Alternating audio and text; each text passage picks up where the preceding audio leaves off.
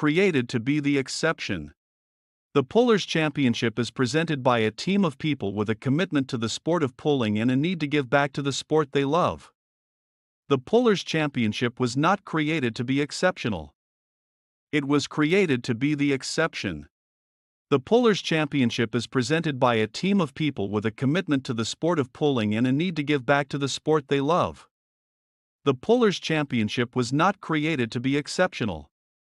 It was created to be the exception. The Pullers Championship is presented by a team of people with a commitment to the sport of pulling and a need to give back to the sport they love. The Pullers Championship was not created to be exceptional. It was created to be the exception. The Pullers Championship is presented by a team of people with a commitment to the sport of pulling and a need to give back to the sport they love. The Pullers Championship was not created to be exceptional. It was created to be the exception. It's time to make the ground shake.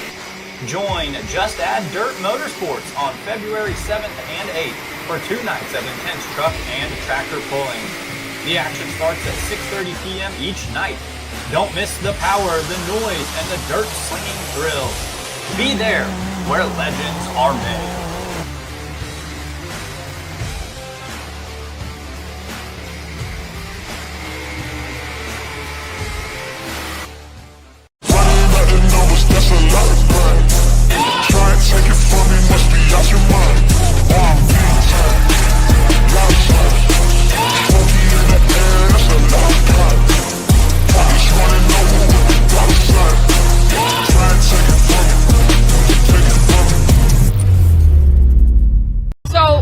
Yesterday, how did you do?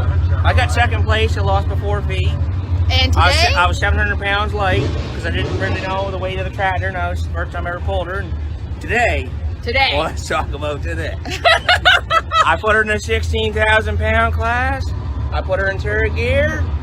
They were all 280, 290. One was 310, maybe 312. And you were? I put her in at 370 feet right in the sand pile. The only mistake I made, I didn't put her right in the registration booth with the girl. Let's make some noise. Good running. John Deere, Animal Deep Iowa coming up. We got one right behind you.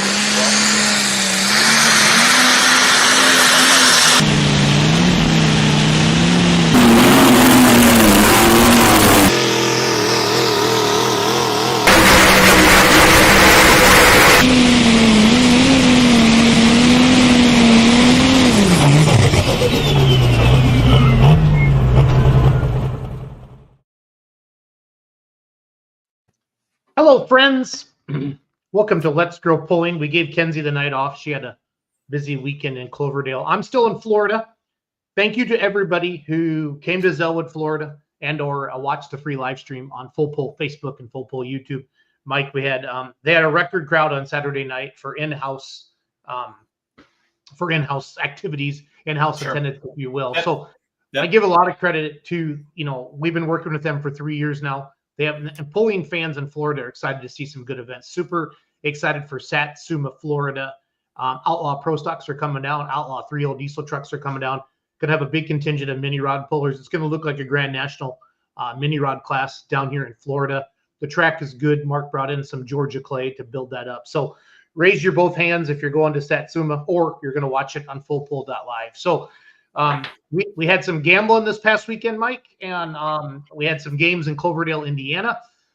Gary Bontrager, who won the 9,000 Super Farm and the 85 Limit Pro. 8,500, yeah. Yep. Yeah, he's your, I think he was your ECI champion. He also does a podcast, too. He interviewed my hero, Warren Ropp. He actually interviewed my dad. So he's doing some good stuff, too. I want to promote anybody who's out there. His podcast, yeah, he's had some big names on there. Did he have Blake Graves on there as well, I want to say? I don't know. I saw Ernie. I saw Kenny Sanderson. I think that's Gary's mentor. We'll get into that in about 30 minutes with him. Brent Yarn was going to try to get on tonight and talk about the Pullers Championship.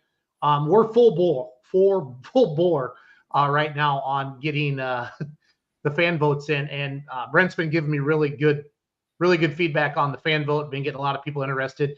Pullers are sharing it around. And that's a whole idea behind this event.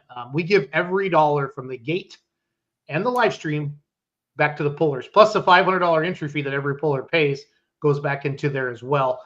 Last year it was $5,000 to win it. I think last place got their $500 back plus around $1,000. So obviously we want it to be the biggest payout in the history of pulling. It's gonna be hard to keep up with Farley, but we're gonna sure damn try. I know. Yeah, you had this goal and this vision, and folks, $5,000 for the winner is still, that's good money in pulling. That's a very respectable number. And I knew the idea was you guys were going to grow this all the way to the stratosphere. And then, the Empire and Farley did what the Empire and Farley does, and they just double cocked it. And they said, we're just going to shoot the moon right away.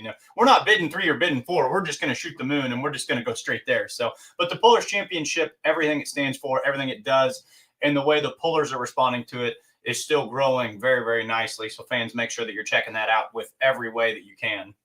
Yeah, and this is year 4. So it's really, I think a lot of people know about it now, but not everybody knows about it now and how we do things. Beer is a consumed alcoholic drink. That's what William Mantle says in the comments there. So I how does one even respond to that, Michael? I agree. New life hack. Buy the 6-pack for the football game, but get the 16 ounces because it still looks like a 6-pack to the wife, but you get that extra 2 ounces or 4 ounces for every beer in there. So Matt Carter's checking in. Matt's he's been promoting Big Daddy Motorsports in Williamston, North Carolina this weekend. I'm excited to announce that we're going to have wagering on the 2-wheel drive truck class and the 4-wheel drive truck class. Those games will be up on the Full Pull app or Full Pull Picks. I'm assuming in the next couple of days, you'll get your emails for all of you that do that. Andrew Sprock, he's been promoting the crap out of it, trying to get his 2-wheel drive. We have 4 spots in the 2-wheel drive truck class. So the deal is in the classes we invite, I think we have 4 spots left. I'd have to go check. I just voted today. Yep, there's 4. I just voted a few hours ago. But we are having mods. That's going to kind of be like an invite only. We're going to try to get the best 10 mods in the country. We are having semi trucks, kind of the same thing along those lines as well. We invited the top pullers from the big associations across the country. They had until the end of 2024 to commit to us. And if they didn't commit to us because of farming, and that was the number one thing we heard, and we respect that, but we're going to stick our date. We want our date to be before the Grand National, the PPL, the Outlaw, all the points races start across the country, because we truly want this to be an outdoor Louisville. I think we've succeeded with that. We do limit it to 10 pullers per class. Why? We don't want to pull more than 4 hours. We don't. All the studies, all the stats, all the beer sales, the families, all that stuff. Nobody wants to sit on their ass for 6 hours. I don't care who you are. There's a few of us, Mike, you and I would, but we're the diehards, right? We will. Yeah, we will. But I mean, it's with anything, a quick and efficient show. And that's what we have to remember. We, as whether we're announcers, promoters, pullers, we're putting on a show for the fans. Yep. So you want to look holistically, and any good, efficient show, 3 to 4 hours, 3 hours is optimistic in all honesty in pulling. 4 hours, if you can run a show in 4 hours, that's a bread and butter show. Yep. Jeff Sampson says, got my full pull tickets for Farley. They're not really full pull tickets, but full pull tickets, fullpull.us has a e-ticketing platform now for promoters. So if you're a promoter and you're interested in e-tickets, just let us know. It's exciting for that. So Dale Bartle says 3 hours is perfect. So yeah, if you're a puller and you want to get into the Pullers Championship, we have some spots left. And what is it, Mike? Pro Stock, Light Supers. Well, I just fan voted. I can go out there and look at it again. We can go through all of them. Can you share your screen? I can do it too. Yeah, I can gladly share my screen right here. I've got it pulled up right now. Go ahead and do a share, and it's with you. But Cloverdale, I feel like the weather affected the crowd. I haven't talked to Clint yet, but I know I didn't see a full Cloverdale. But I hope the live stream did really well for them. Zellwood, we had beautiful weather down in Florida. So go ahead and let's just do a thing here. We'll vote for Dad because I've already voted today, so we'll steal Dad's votes. So you can vote once a day, fans. And so Super Farm. Well, how many Super Farm spots do we have? So we can choose up to 6 Super Farms, and I'll go ahead and tell you right now, a lot of these lists, and this just you'll tip your hat to Brent Yarn for putting this together. It's hard. If you are a true blue diehard pulling fan looking to put together the best possible show, take your time, go through these lists. Like there's a lot of good names. There's a lot of good iron on here. So fans, the gist of it, you just slide through. And I mean, definitely scroll down like this right over here. The first year I voted, I looked at these first, however many there were, and I just assumed like, oh, well, this is the only screen. And well, Brent has every super farm puller in the country on that list. And you definitely need to scroll down. And if there's one you're looking for, hit Control Find, and you can look for a JD Hog or whatever. And, there's JD Hog. And so you can go ahead, Mike, and just hit next if you don't mind. Yep. And let's just go through here. We've got super farms we can vote on. We've got your how many 4-1s? Pros. Mike, how many can we vote for there? 5 of them. Choose up to 5.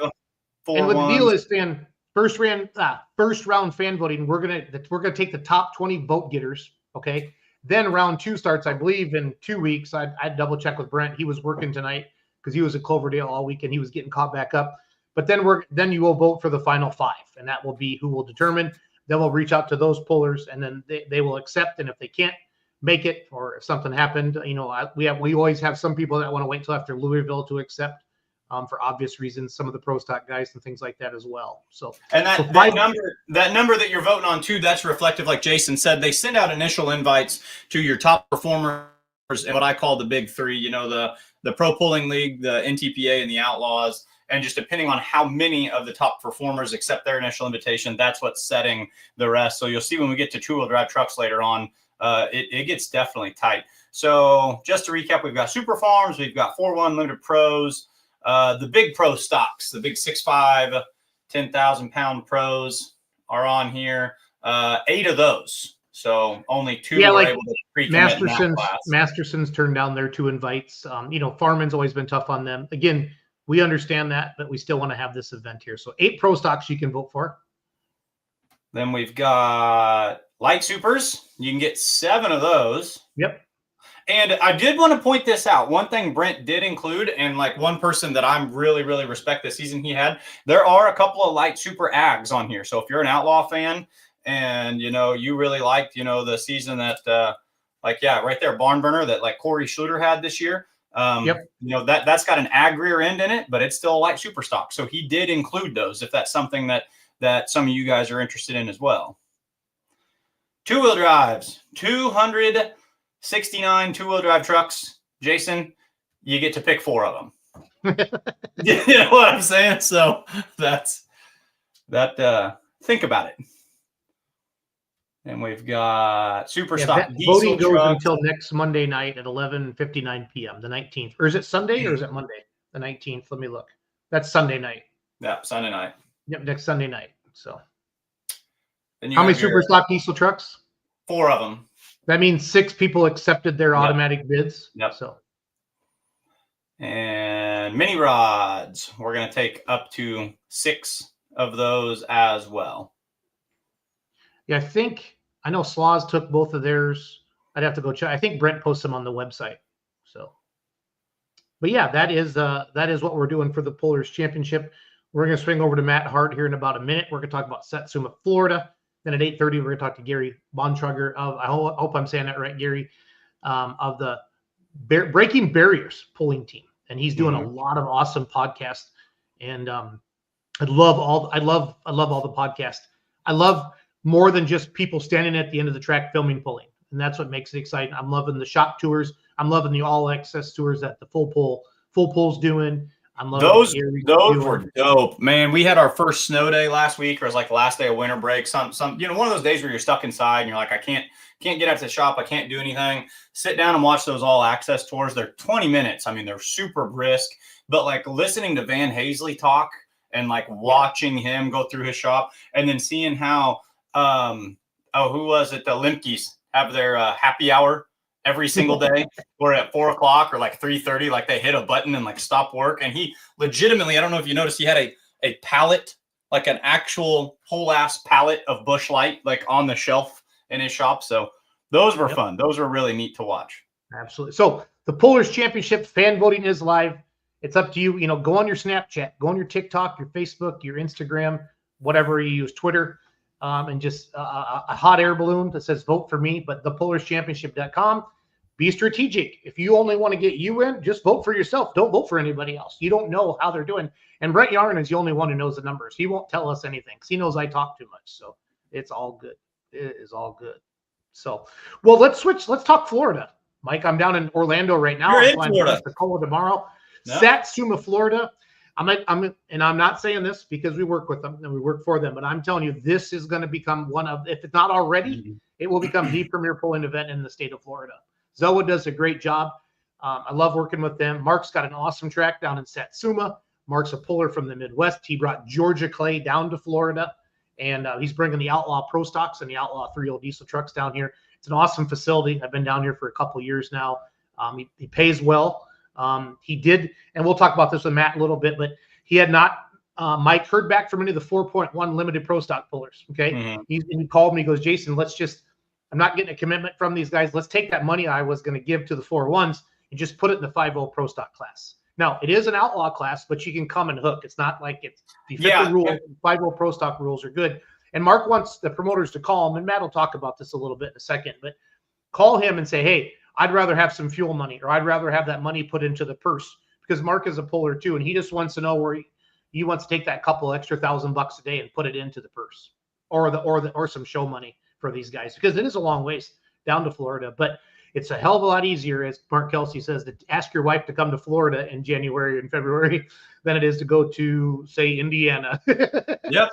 You are completely right. Yeah. And I want to hit on again something you said, that, it's an outlaw tech inspect class, but it's not going to be ran for points. So don't think that just because, you're a region 2 guy or a Western Series guy, or, whatever your state or regional level that you hook with. Yeah. If you have a 5.0 pro stock, come run it in that Georgia clay down in Florida. See where you're at. Set a bar for yourself for this year. And guys, there's no off season in pulling anymore. Like if you want to go pulling, there's somewhere to go pulling. You might as well take your 5.0 or your 3.0 down there and make it happen. Yep. So I'm going to play our Satsuma video with the beautiful Mike Idle's voiceover. We're going to bring Mad Hart on, and then we're going to talk Satsuma. So enjoy the video and spread the good word. Tell your 3.0 diesel truck pullers, tell your 5.0 pro stock pullers, get your butts to Satsuma. I've been there. It's a good track. Mark's a good promoter, and you'll get to listen to Matt Hart, Ron Stone, and Dan Mayer. So here we go. It's time to make the ground shake. Join Just Add Dirt Motorsports on February 7th and 8th for 2 nights of intense truck and tractor pulling. The action starts at 6:30 p.m. each night. Don't miss the power, the noise, and the dirt slinging thrill. Be there where legends are made.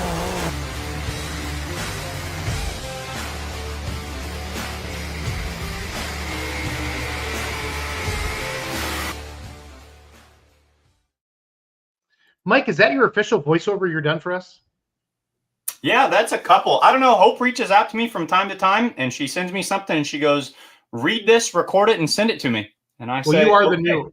Yeah, I haven't told you this yet, but you are the new official voiceover. It needs a little bit more pizzazz. It needs a little bit more energy. That was after a Tuesday, and I was tired from teaching, and I can tell we need to kick that guy in the seat of the pants and say, come on, man. If you want to record a new one, just get a hold of Kenzie. I'm not afraid. Next go around, you'll get some live enthusiasm with the voiceover there. Matt, how's it going, bud? Good to see you.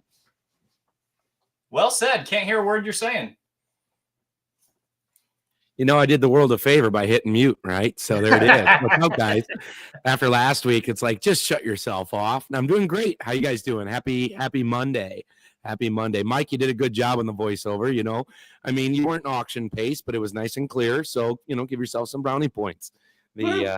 How's things in Florida, Jason? You're down there, you're scouting things out. How's it look? Well, it was 70 about 5 o'clock, and it's down to 61 now, and it's raining. So, it's terrible. It's really cold, and I got shorts on, and I got my full pole crew shirt on. So we had meetings today with some awesome promoters. We're trying to grow. We want to get a winter circuit going down here with full pole and work with some promoters and trying to round up 4 or 5 pulls and put some stuff together. So doing a little legwork for 2026, Matt. Obviously, Satsuma's on the list, working with Mark Kelsey, talking with Mark Kelsey. He gets it. The fans are starving for some good pulling, and we're going to bring it to them. We want to bring some live streaming to people to get them down here, and just it's fun, Matt. I think Florida pulling, it was awesome back in the 80s, early 90s, right, Mike? When did those Florida circuit? When we had old Loudmouth Richwine on.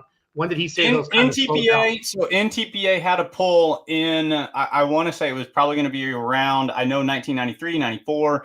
They had a Grand National pull somewhere in northern Florida. And then they did bring Florida back on as a region state within the past 2 years or so. But yeah, late 80s, anything. If you ask when did X happen in pulling, the answer is always going to be, oh yeah, back in the late 80s, early 90s. You're pretty good with that answer. But no, they definitely, I know they pulled in northern Florida, I want to say around and up to maybe 95, if I had to guess. It's going to be curious to see how this all plays out, because Mid-Florida switched from NTPA to PPL. Mark has decided to kind of run with the Outlaws. Zellwood continues to kind of be independent. I think you're going to see some vastly different numbers. I could be wrong, but from talking to a lot of pullers this past weekend, for reasons to come down here and run for points and your Inderly and stuff like that, we'll just sit back and kind of watch. We're going to be heavily involved with Satsuma February 7th and 8th. That's all we're going to talk about these next couple of weeks. We are going to have some full pull picks games at Murfreesboro. We're going to have them as well at this coming weekend in Williamston, North Carolina. But Matt, let's jump into Satsuma. I got about 10 minutes left with you. What's on your mind? What do you want to talk about tonight? What are you hearing from Mark and Stacy? Sure. Yeah, things are getting excited. They're getting ready to get down there. I think word is they're still going to get down there about the middle of the month, which is 2-3 days. So that's the plan, to get down to Satsuma, start getting the place ready. Of course, February 7th and 8th, as he mentioned, says it really well in the video. Got some great classes. Mini rods are going to be very exciting this year. We're talking, Grand National pullers are coming down to have a little vacation and do a little pulling. So mini rods, blown mini rods, going to see a lot of those. We're excited for. You mentioned our 5-0 Pro Stocks with the Outlaws. They can sign up right with the app.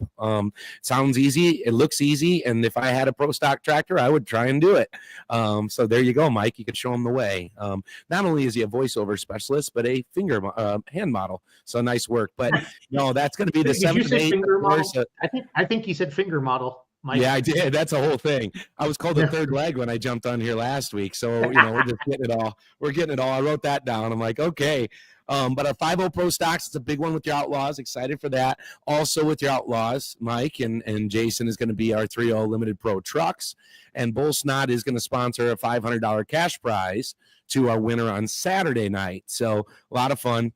Both nights are going to start at 6:30. So if the fans are out there listening, or you're getting this to friends or family that are going to come pull, 6:30 is the time to start. And Mark is very, very prompt and likes to stay on time and stay efficient with things. So it'll be a good moving show.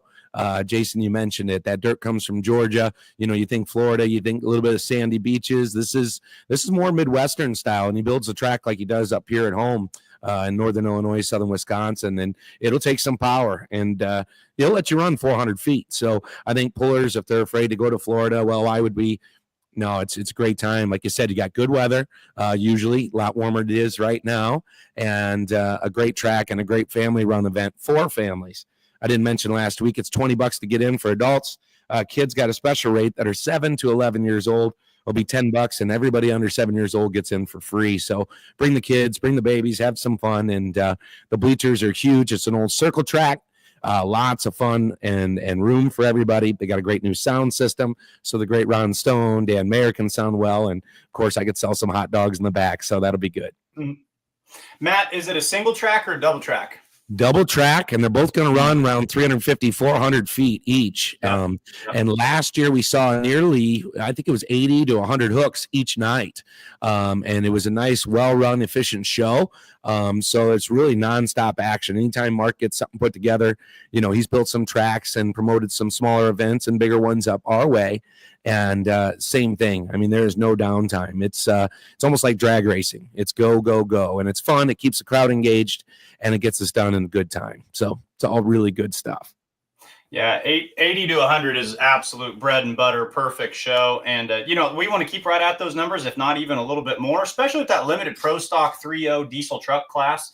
That class travels well. We saw it in Cloverdale. Of course, we saw it at Diesels and Dark Corners. That's a class with a lot of young, hungry, and enthusiastic pullers. Hopefully, we can continue to see those numbers, 15, 20, 30 in that class as well. Run us through the classes. What are the official lineup that what iron are we going to be watching down there, Matt? Yeah, so we talked about your 5.0 Pro Stocks, of course, being sanctioned by Outlaws, and then your 3.0s, as you just mentioned. So those are both going to be our Outlaw classes. And then we're going to go non-sanctioned, blown, and naturally aspirated mini rods. Those are really popular in Florida, the naturally aspirated ones. We probably had 30 in the class, 25 in the class last year. So I'd like to see that again. Of course, our light super stock tractors. Mark has one. He's got it back together. Had to rebuild the engine this winter and got it back together.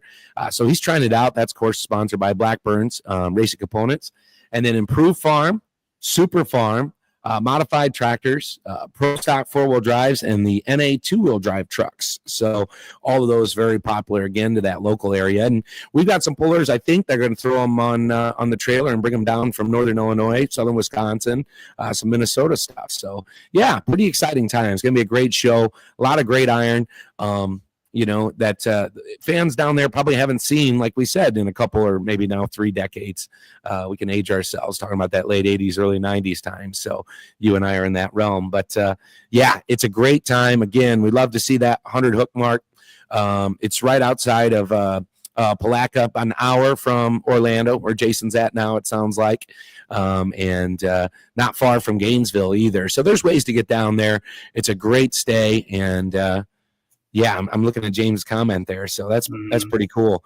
And we want to let folks know Mark's got about 50 acres there at the old racetrack, so pullers are more than welcome to come on in. It's easy to get in and out of there, and lots of fun. So easy to stay. If you got a camper, your toter home, there's plenty of room, and come have a great time and make a vacation of it. Let me ask you this, Matt, as a fan, I've traveled to Florida before, and we have some family down there. When we go, the easiest way to go on a big long drive like that from Missouri is to just pile the whole family into the motorhome. Do you have any on-site camping or a place that fans, not just pullers, it sounds like you have the room, but can fans come in there with some camping equipment should they want to as well?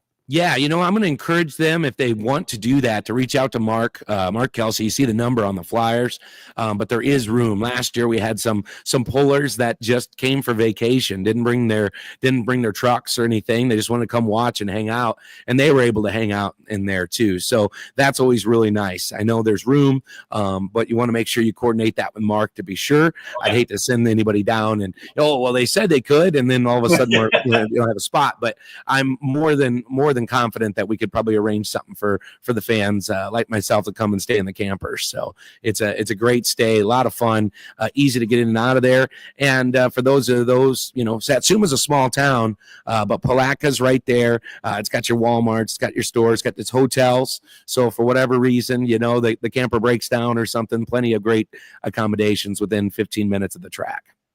Perfect. And I also want to stress too, this is an older poster.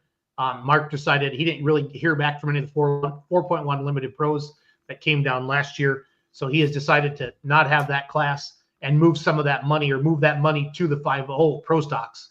So, and he really wants to hear from you. And again, Matt touched on it, but the phone numbers on the bottom is I think it's 386-222-9251, if I believe. I should have it memorized by now. You got it. But that's what Mark, he wants to hear from the 5.0 pullers that are coming. You guys want it as some show up fuel money, guaranteed fuel money, or do you want to put it into the purse and pull for it? He doesn't care. I told him I think my gut tells me that it'll be some fuel money, some show up money for everybody. But I said it's up to the pullers to decide, as I won't be pulling in that class. But so we reached out to Chris Kane, Couches. They were in Cloverdale this past weekend. I need to talk to the guys like Richard Warren and the Bausmas and everybody. I think we have 6 committed. We'd like to get 8 to 10. And I'm telling you, the fans went nuts last year when the 4.1s went down the track. And we know the 5.0s blow the smoke a little bit taller. Yeah. They do a little more womp to them. So I'm quite excited for that. So if you're thinking about it, call Mark Kelsey. He's a puller. He knows what he like. I can't stress enough. He knows how to build a track, and he's excited to do that. Some of the commitments for the mini rod class, Matt, Chase Richardson, the Slaws. I've heard Kesters. I've heard some Singletaries. I've heard Kevin Campbell. I've heard Jeff Hurt.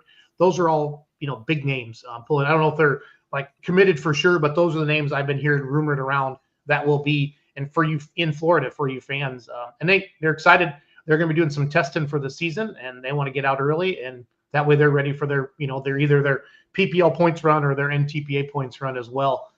Starting in basically late May and in early June for those national associations. So they're looking at it as a test and tune and also getting out of the cold as well. And I sure did enjoy being out of the cold this past weekend, Matt, down here in Zellwood. We had a great time in Zellwood, Florida.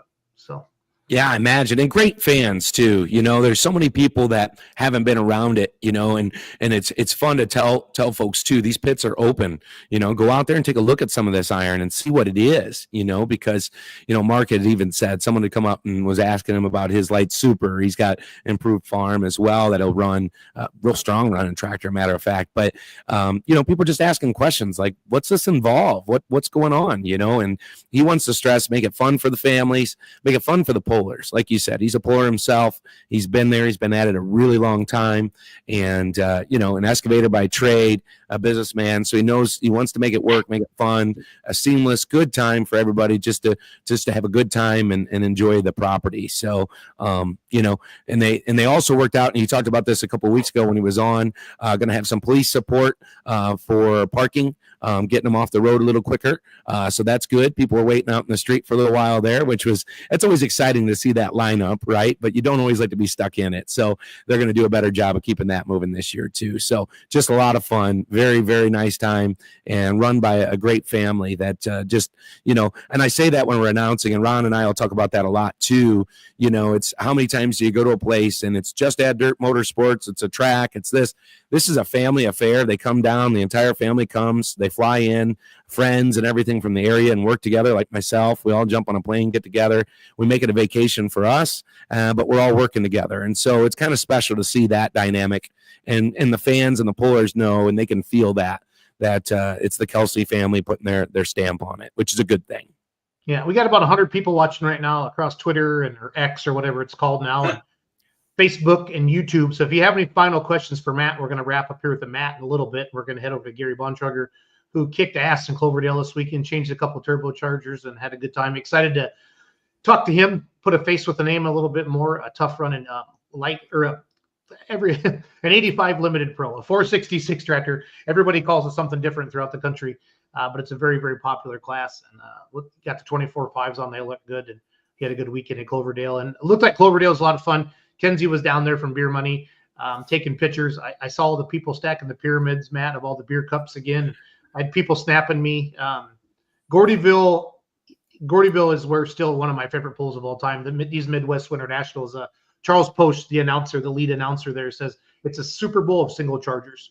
And it looked like they had a great weekend. I know it didn't look like the crowd was there as big as it has been in the past. I know it was a new venue. I've already heard rumblings that might be moving again next year.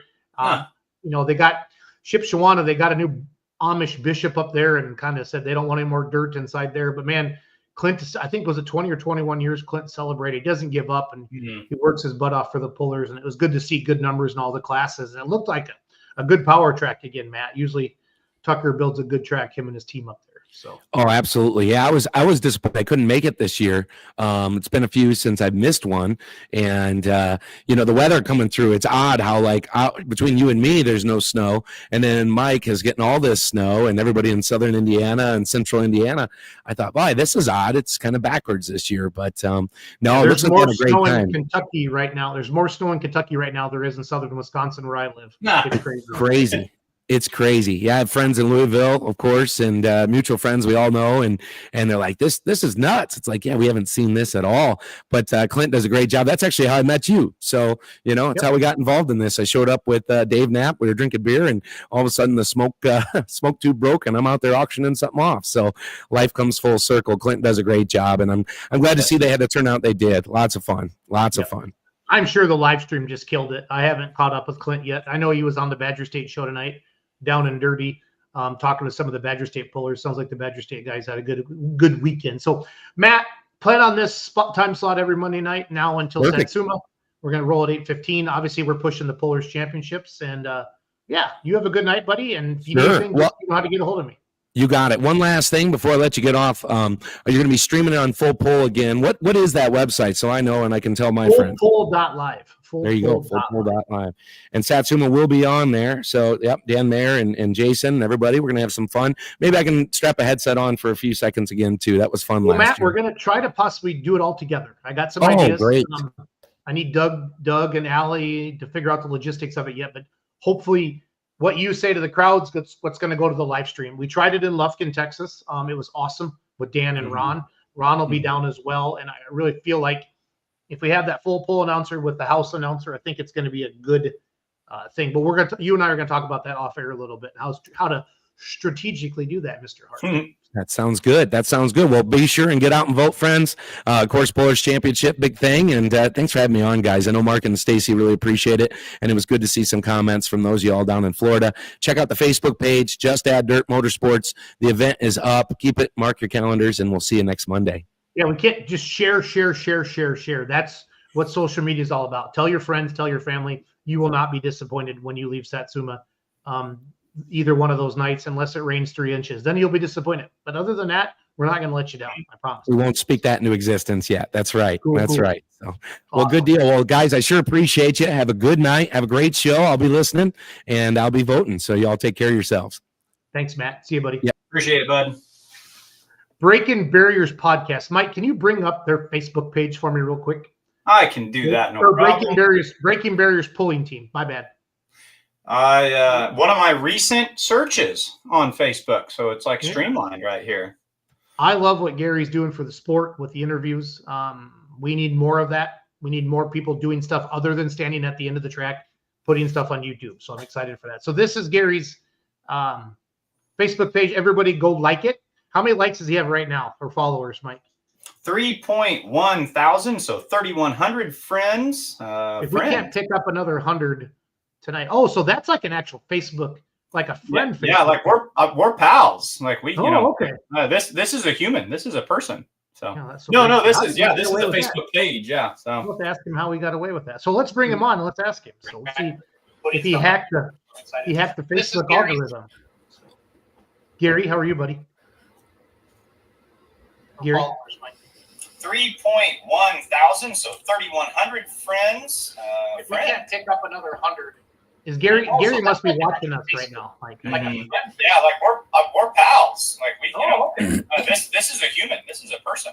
So this is a Facebook page. Yeah. So ask him how we got away with that. So there's a bit of a delay. I think Gary's watching us, and we're hearing the echo. So does that make sense? Gary, can you hear us? I didn't test. Gary, can you hear us? Can you hear me? Yeah, we got there it. He is. I cannot hear you guys. You can't hear us? Darn it. Sure. Let me think. Why is he running it through his speakers, Mike? Well, just check if he's got his laptop speakers muted. I could hear he was watching us and he turned it off and there was an echo. But what would he do? Would he be in his settings maybe? There you go. I got you. Okay, cool. Gary, how are you tonight, buddy? It was on my computer. My fault. That's okay.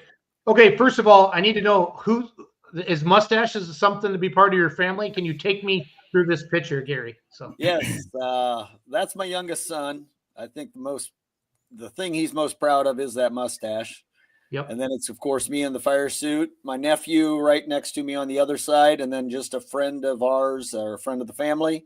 Both nice. The young men would be to my right, I guess, are in diesel ag repair, and man, they killed it. We had an extremely busy couple of days down there, and those young men stepped up and helped us get it done. Yep.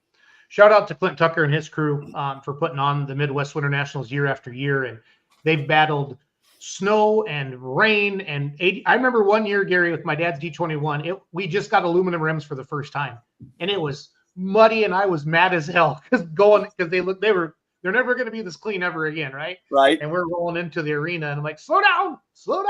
I don't want any mud. I don't want mud on the wheels, but it just happens. But they just battle, and Gordyville, and I just want to say the Midwest Winter Nationals has many. It'll always be one of my favorite pulls. I know I haven't been there the last couple of years. I really want to get Florida pulling going down here in the winter. I want pullers to be able to take December off, have banquet season, and the rest of the year I want to go pulling.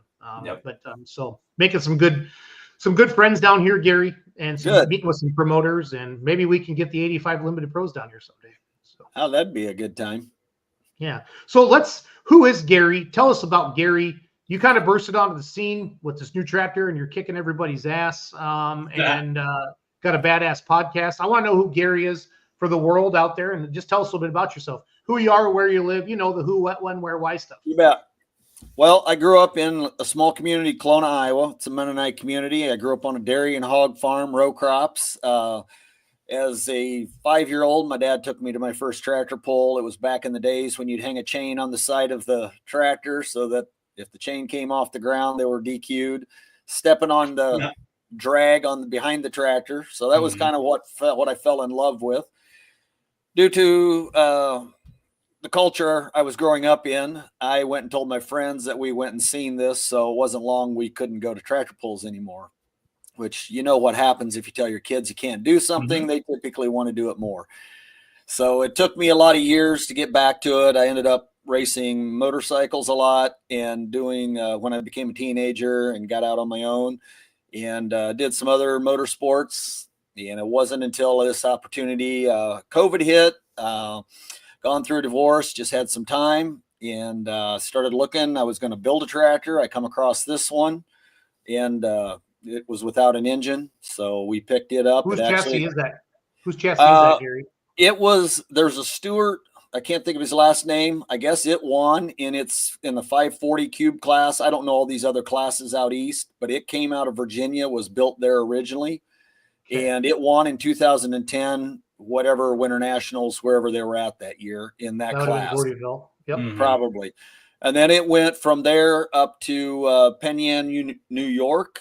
And it was rebuilt, Kastner Performance. That's when the tube chassis, suspension, and all that got put on it. And there's a twin to it up there owned by Jeremy Prouty. This one was his boss's tractor, I guess. And his boss got out of it through a series of events. It didn't run for a couple of years, but I ended up with it over 2 years ago, for sure, almost over 3 years ago. And it was just a project getting it built. Of course, Denny Healy is 30 miles from my house. So yeah, those ambush guys, they tend to know how to make tractors run. So yeah. So when I was ready to build a motor, I said, let's build one that's going to win. So he pretty much threw everything at it.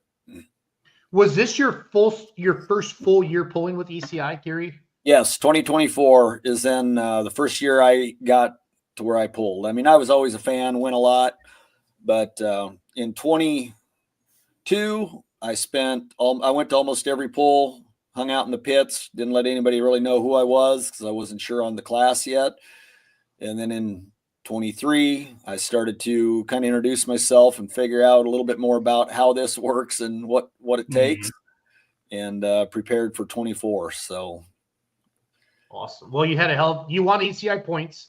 Yeah. You're coming to the Pullers Championship in May 17th and 18th, or 16th and 17th. I got the dates wrong there. Sorry about that. I'm excited for that.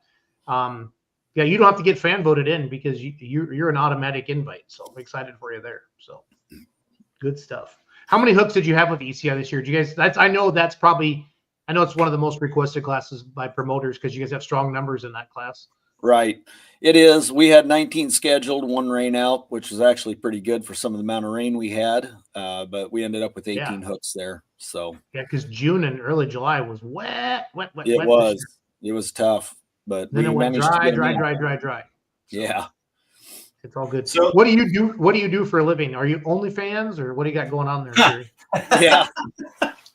No, that's a great question. So when I got off the farm, I got into mechanic work, owned a repair shop and towing business in Iowa City for 12 years, transitioned out of that, and I got into insurance. And so for about 25 years, I started one, which was extremely hard, but I purchased, bought, and sold 10 agencies in that period of time.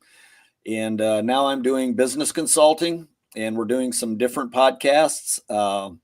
Have the Mindset Growth podcast, which is kind of what started and got me started with podcasts. It's all more or less motivational, personal development type of podcast. We have guests on, but we also do a lot of it just with my partner and I. Doing some things there. When this came along, the thing that was probably impressionable to me was, I lost my father when I was 15 years old, and I realized how much history just disappears when somebody's gone. And so my kids don't know really who their grandfather is. culturally, we didn't really, we didn't have any video or anything. And of course, back then we didn't have much probably anyway. So I just felt it important to try to record all these old stories, and we're going to be going into more and more shops if we can. But I've received some requests with breaking barriers now that people are seeing those, that they are getting. I've got 2 of them where people have cancer, and the families are wanting me to do interviews with them to try to, retain that history. It's easy to tell all those stories, but once they're gone, it's hard to kind of put them all together. So yeah, that to me has been really rewarding. Where can fans find the Breaking Barrier podcast? So it's out on YouTube. We have a Schaefer Creek Media page. It's going to have Mindset Growth, Schaefer Creek Media owns it, but it's then also Mindset Growth and Breaking Barriers. We do have Facebook and TikTok, and I kind of really morphed those 2 out of my own personal pages is what has happened. And we're needing to make some changes on the Facebook, at least because we're starting to get more attention than I imagined we would. So but yeah, they can find us out there. We're going to have links in there. Message me, we'll connect you, but it's all the podcasts are out on YouTube. And, was your first one Warren Ropton? It was. I felt like that was important just with some of the local community connections, and it was well received. Awesome. Again, if you're just joining us on Let's Grow Pulling, Gary Bontrager with us from Kelowna, Iowa. You still live there, Gary? Yes, I do. Cool. And he had just got 2 big wins down this past weekend at Midwest Winter Nationals 9,000 Super Farm 85 Limited Pro. He's your 2024 East Central Iowa points champion in the 85 Limited Pro Stock class. He will be at the Pullers Championship here in May. And he also has an awesome podcast that you guys need to check out, Breaking Barriers. I did put the link to the Mindset Growth in the comments as well, so people can click on that. Please go send a friend request to Breaking Barriers. He's doing a lot of good stuff, and I love what Gary does. He's not just standing at the end of the track filming and putting it up on YouTube. He's telling stories, and it's what pulling needs to do to take that next step. So I'm happy. Thank you for doing this, Gary. It's a lot of work. It's a lot of work, buddy. So it is, but it's really rewarding, and I just love the sport anyway. So I guess I'm finally in a position in life where I can afford to do it. No, good for you. You've worked your ass off. You deserve it. So what has if anybody has any questions, please put them in the comments as well. What's your favorite memory of 2024 pulling season? And one was like, why in the hell did I do this? Because every puller has that moment, like, why do I do this? Tell me some stories. I believe the first win was good, but probably one of the most fun experiences, where were we at? Makokata. And I was the second hook. They reset the sled. They had a young flagger at the end of the track. And by the time I got to him, I had a full head of steam. He starts waving the red flag, and I thought, over my dead body, will I pull this throttle back? And he's running after me, and my son was videoing it, and he's running after the tractor, waving the red flag, and as I blew right on by him. Is that on your Facebook page? I'm sure it is. If they dig Mike, back can you go searching? Mike, go searching. Yeah, and that's just a classic case of didn't see it. I hear that. I hear that in time to time. I was locked in. I'm sorry, I didn't see it. So. I was like, I wasn't going to back off for him. And then probably the biggest one that I think Jessup, I got my first win on my third hook, and you're feeling really dang confident, like, oh, we got this figured out. Crazy thing is, I believe went to Sigourney the very next night. I had just run the overheads on it, and I didn't have one of the clamps attached correctly, and I blew the tube off the charger, right as I'm coming out of the hole, and front end up, and it's just kind of like, gosh, I had it hooked up, and then something so basic. I'm not sure if that's the one necessarily there, but anyway, Mike, it was. So another one here. Would this be close to the one we're talking about? We'll let it run. We'll take a look at it and see if it rings any bell. No, I don't think that was the one either.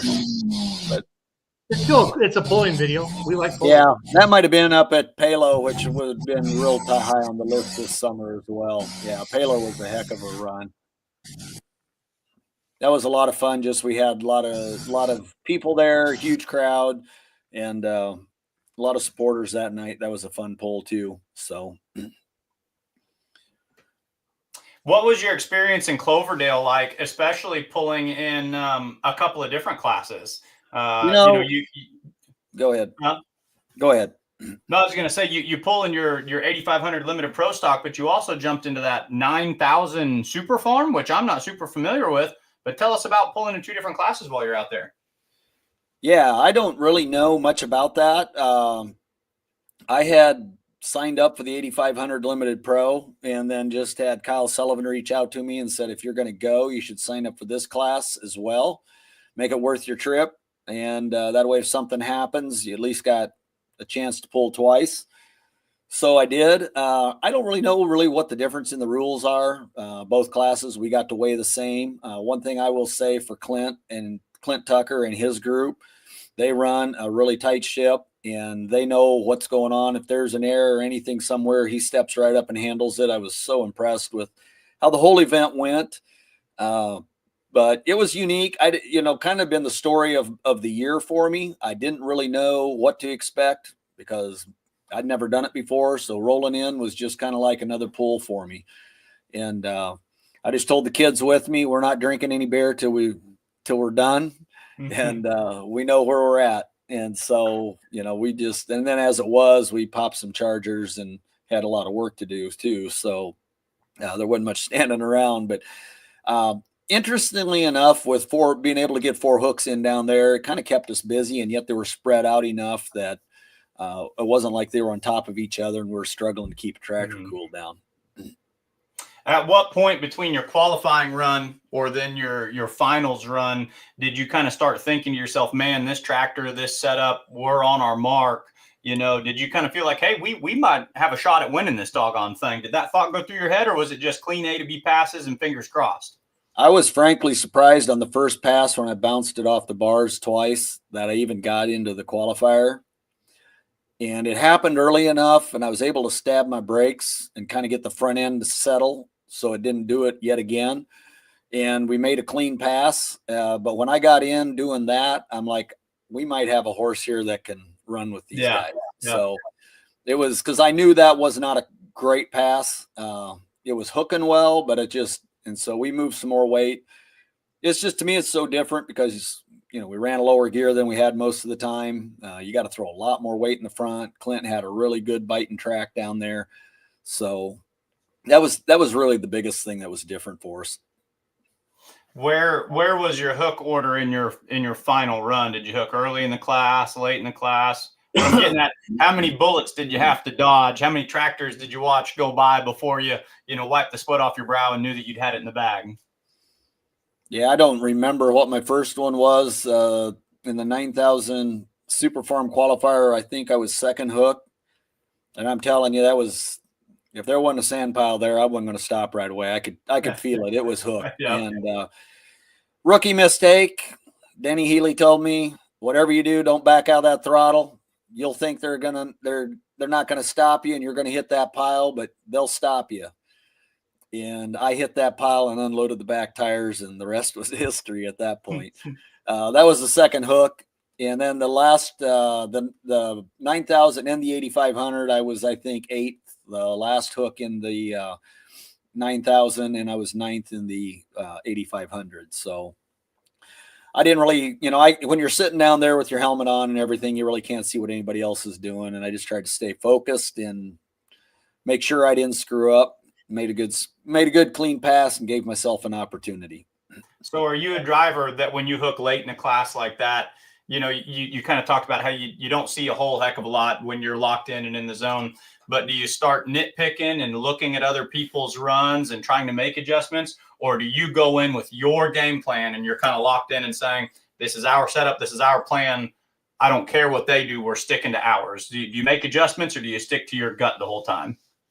Nope. I pretty much stick to my gut. One time I made a weight switch, Rockwell last pass of the year, and it bit me pretty hard. So I usually, when I make a commit to what I'm doing, I'm going to take, I'm going to stick with it. So that's kind of been my philosophy with it. Perfect. Gary, here's your pass in Iowa City this year. One of my buddies just sent me this picture, and normally we would have pictures and videos loaded up, but Mackenzie got home from Cloverdale last night. She was working on Satsuma project all day. So You bet. and I thought I need to have somebody on, and you and I've been kind of staying in touch. And again, I want to support you with beer money, everything we can to get you the word out about Breaking Barriers podcast. I love what you're doing. It's awesome. So, Well, I appreciate that. it is good stuff. What other pulling classes? Are you a diesel guy through and through like me, or do you like two wheelers or mods or any other classes that you like watching? Now that I'm doing the podcast, I've got a lot more respect for all aspects of pulling because I've been able to interview people that have been in different types of it. And I understand what attracts each person to what they do. Mm-hmm. Frankly, I like black smoke. And so that's really where I end up going to. Reason I picked the class I even picked was just, it seems it's still a fairly reliable class. Mm-hmm. And so to get started, I felt like that was a good spot for me. And that's kind of why I chose that. No, it's a great class. There's days still I wish I had my hot farm. I mean, the 1206, it was a lot of fun. I'm a guy. I always want more. I always want stuff I can't do. Crazy like that. So, but if you can resist that urge, you can have a lot of fun. So, right. Nope. It's been a good experience. And it's, the craziest thing is I know I had a lot of people, I'll just share this. I don't know if your audience enjoy this or not, but I had a lot of people tell me that I caught on to this quickly. And when I raced motocross, the biggest thing, I mean, I was just a 120-pound kid, like could be back in the old two-stroke days. And it was all about working the clutch, the brake, and coming out of the hole and how you would, get a hole shot in a dirt bike. And when I got my first win and come out and won that in Jessup, it just flipped like a switch. It was like, I just felt it and it was right back. And I can tell you, that's what it feels like every time. I lock in and I'm like, yep, I've done this 100 times. And so it's amazing that something, two wheels going to a tractor like that actually, and I hadn't done it in 30 years, how that comes back to you. No, I'm jealous of people that can feel it in the seat of their pants like that. Like my dad, farmer, been on tractors his whole life. Guys, I can tell, I knew, when I drove my 4.1, I knew when I was on a good hook, but I never could, I hear the tires burning off or whatever, and you try to back out of it a little bit, but I'm jealous of good drivers like you guys that have a feel for it. But that's why I let other people drive my tractor. So it's going to be okay. So it all works out. Yep. Charlie Gaines wears some good pulling in Florida. Charlie must have got onto the podcast late because he needs to come to Satsuma, Florida. Satsuma. Just add dirt and motorsports. Gary, the sport has not changed enough for me for payback wise since we're getting paid as pullers as we were in the 80s. I really thought, I love what social media is doing and things like that, but it's not like it hasn't taken us over the top. What do we got to do to get more fans in the stands and get people? I mean, because promoters aren't getting rich either, Gary, but pullers continue to support this. We continue to spend more money on our vehicles. Obviously, I'm all in on Full Pull. I work with them. I feel like it's the first thing that I'm doing that's really going to hopefully take this thing next level with the professional live stream, the gambling revenue that can come back to the pullers. What are some other things that you're a businessman? You do this. This is what did somebody call me today?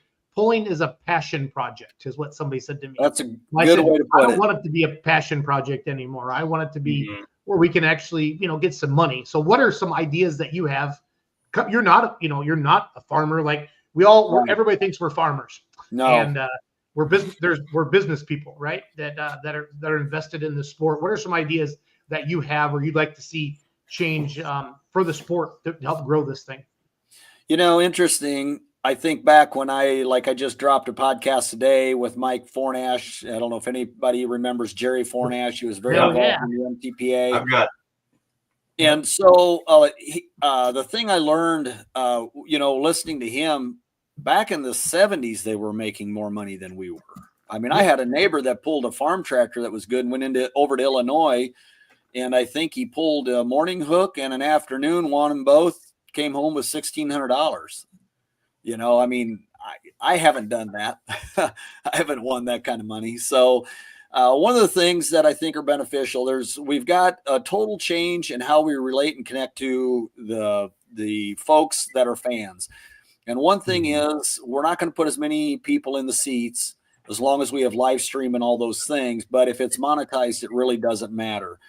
I think the one thing that drew me back to tractor pulling, I was big into NASCAR, and at one point was looking at moving to North Carolina and being involved at that level. And I really come back to the grassroots side. So there's a couple of things that we have to overcome. One, it's going to come down to maybe sponsors and promotion that they put on, and not so much for the tractor pullers, but the sponsors we can pull in and the audiences that we can show the value to the brands that people want to show out there. It's going to take people like you guys doing exactly what you're doing tonight. You know, we should have 3,000 people watching this, and then we have 100. We have 118 right now, Gary. So yeah, and so it's just going to keep doing this. And I don't understand. I mean, I've done a lot of podcasts where I've had 20 views, and I just kept doing it. You know, and it's starting to take a lot more effect. But what it comes down to is they want to know what they're going to get for their value and for their brand. And you know, I think it takes a lot of effort for people to sell the sponsorship and the promotion. And that's, to my opinion, that's what we're going to have to do, is provide that quality content and get like all these platforms, because when you're going out and getting all these, you know, if you can take them out to Beer Money Pulling Team or Full Pull, wherever they're at, and you can show them what you've got for an audience, you're building that brand value. And it's a heck of an investment. I mean, these county fairs are putting on, spending a lot of money to get even a local organization like ECI or PPL or ITPA. I mean, that takes a lot of money to put that on. And sponsorship, I know the associations are getting sponsorship. I was on the fair board in Iowa City, Iowa for for 6 years. The Johnson County Fair. Yep, Johnson County Fair. I was on their fair board. We always tried to get enough sponsorship to cover our cost and to build that brand awareness. So at the end of the day, it's just we've got to keep doing the things we're doing. I'm seeing a lot of positive things coming, and I love the sport of tractor pulling, but it's going to take a lot of sponsorship money, is my opinion, to get people involved. And I think the thing that holds us back, you talked a little bit about people thinking we're all farmers. When I interviewed Mike and I went back and did some research, and you go grab an old 70s magazine, I had one laying right here, I thought, but you grab them and you look, and it's like every one of them's a farmer pretty much. And if not, the ones that weren't, I knew grew up on a farm. Today, you go look through there, I don't think you're going to get 50%, and it's probably closer to 80% are not farmers. So the sport has changed a lot, and it's transitioned. There might be ag-related business owners, things like that, but it's definitely shifted a lot into a larger audience, is my opinion. I think the pullers will be tied to ag 100%. Right. Definitely agree with that. But pulling means the world to me because of my dad. But I want to go back on, I agree with everything you said, except maybe that live stream takes people away from the seats. What we found this year, and we have the data to back it up now, is most of the people that are watching the live stream live 8, 9, 10, 12 hours away. And could never get to it anyway. And I do hear this, and I've talked to Grand National promoters that now that Full Pull's doing this, you guys really are promoters and you are advertising, you're going to hurt our attendance. Well, Grand National NTPA, some of the polls had some of the biggest audiences they've ever had, because we're not just talking about the live stream, we're promoting the event as well. So if anybody, we don't need to do that tonight with you, Gary, but if anybody ever wants to challenge me on that, I would love to show the benefits of having a professional live stream, because like Zellwood, Florida, we did that for free on Facebook, Gary, Friday night, Saturday night. We did not want to compete with Clint's live stream because we know how important that live stream is for him to pay his bills. I mean, I know Clint's my friend, and I'm very clear about that. So we just threw it up for free. And Friday night, Dan Mayer's announcing. I have one of the best announcers. It was funny. He was announcing antiques and V8 hot rods. And Dan looked at me and goes, Jason, I don't think I've ever announced an antique pull in my life. But he still put the same passion to it and had fun. Oh, yeah. The amount of comments from people in Florida 2-3 hours away, Gary, that had no idea that this event was going on. And then Saturday night, they had the biggest crowd they ever had. So I was excited for that, because I think what media, and I was one of the media guys, we just stand at the end of the track. We posted after the event. That is a single person. You know what I mean, Gary? We Right. No. At a time, and that's what we did with your money. Let people know we need you in the seats. We need you to come to this event. So. Well, and I want to go back, and I should have finished that conversation a little bit better. I agree with you but that's the thing. All these small venues say if you live stream, it'll take it away. However, if we don't promote it like that, we're never going to capture that whole audience, because exactly what you said is the fact that you had people that didn't even know this was going on. And so I agree with you, Jason, completely on that. It's going to raise the awareness. And I think there may be a bell curve on it, but as we get higher awareness, you're going to draw people in. I know the people that kept asking me if we had live stream this summer, which ECI, where I pulled with this year, did not. It's on the table to possibly happen at some point.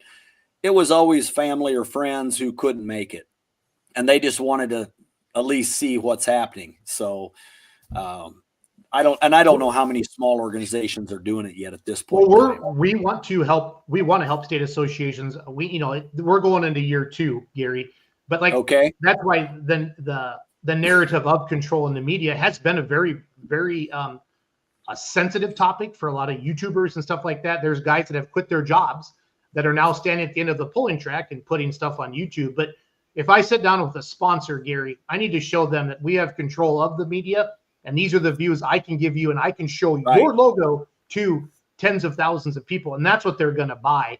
They're not going to buy the fact that this YouTube video has 100,000 views. Listen, I used to count on that. And then a couple years ago, I was like, this isn't growing the sport. Because what I'm proud of is I'm a puller and I'm a promoter, and I love media like this. It makes it a lot of fun. So I really, really, really want to stress that with people. And I need to, if the ECI is interested in live streaming, Gary, I want to talk to somebody about it, because we have the platform, we have the audience, and we can help with that, and obviously bring in other stuff as well. So table that, have somebody reach out to me. I know the ECI really well. I grew up in it. Sure.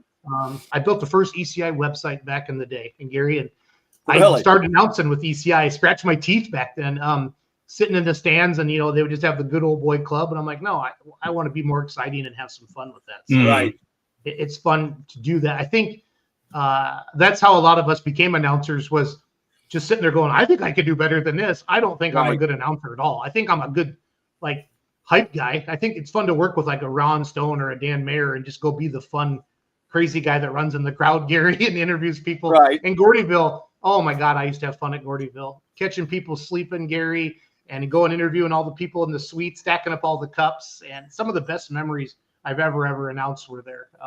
It's a lot of fun. So, well, a lot of it comes down to the energy too. And it's one thing you guys do a good job of is carrying the energy. And I think if you're doing announcing, though, a lot of the pullers.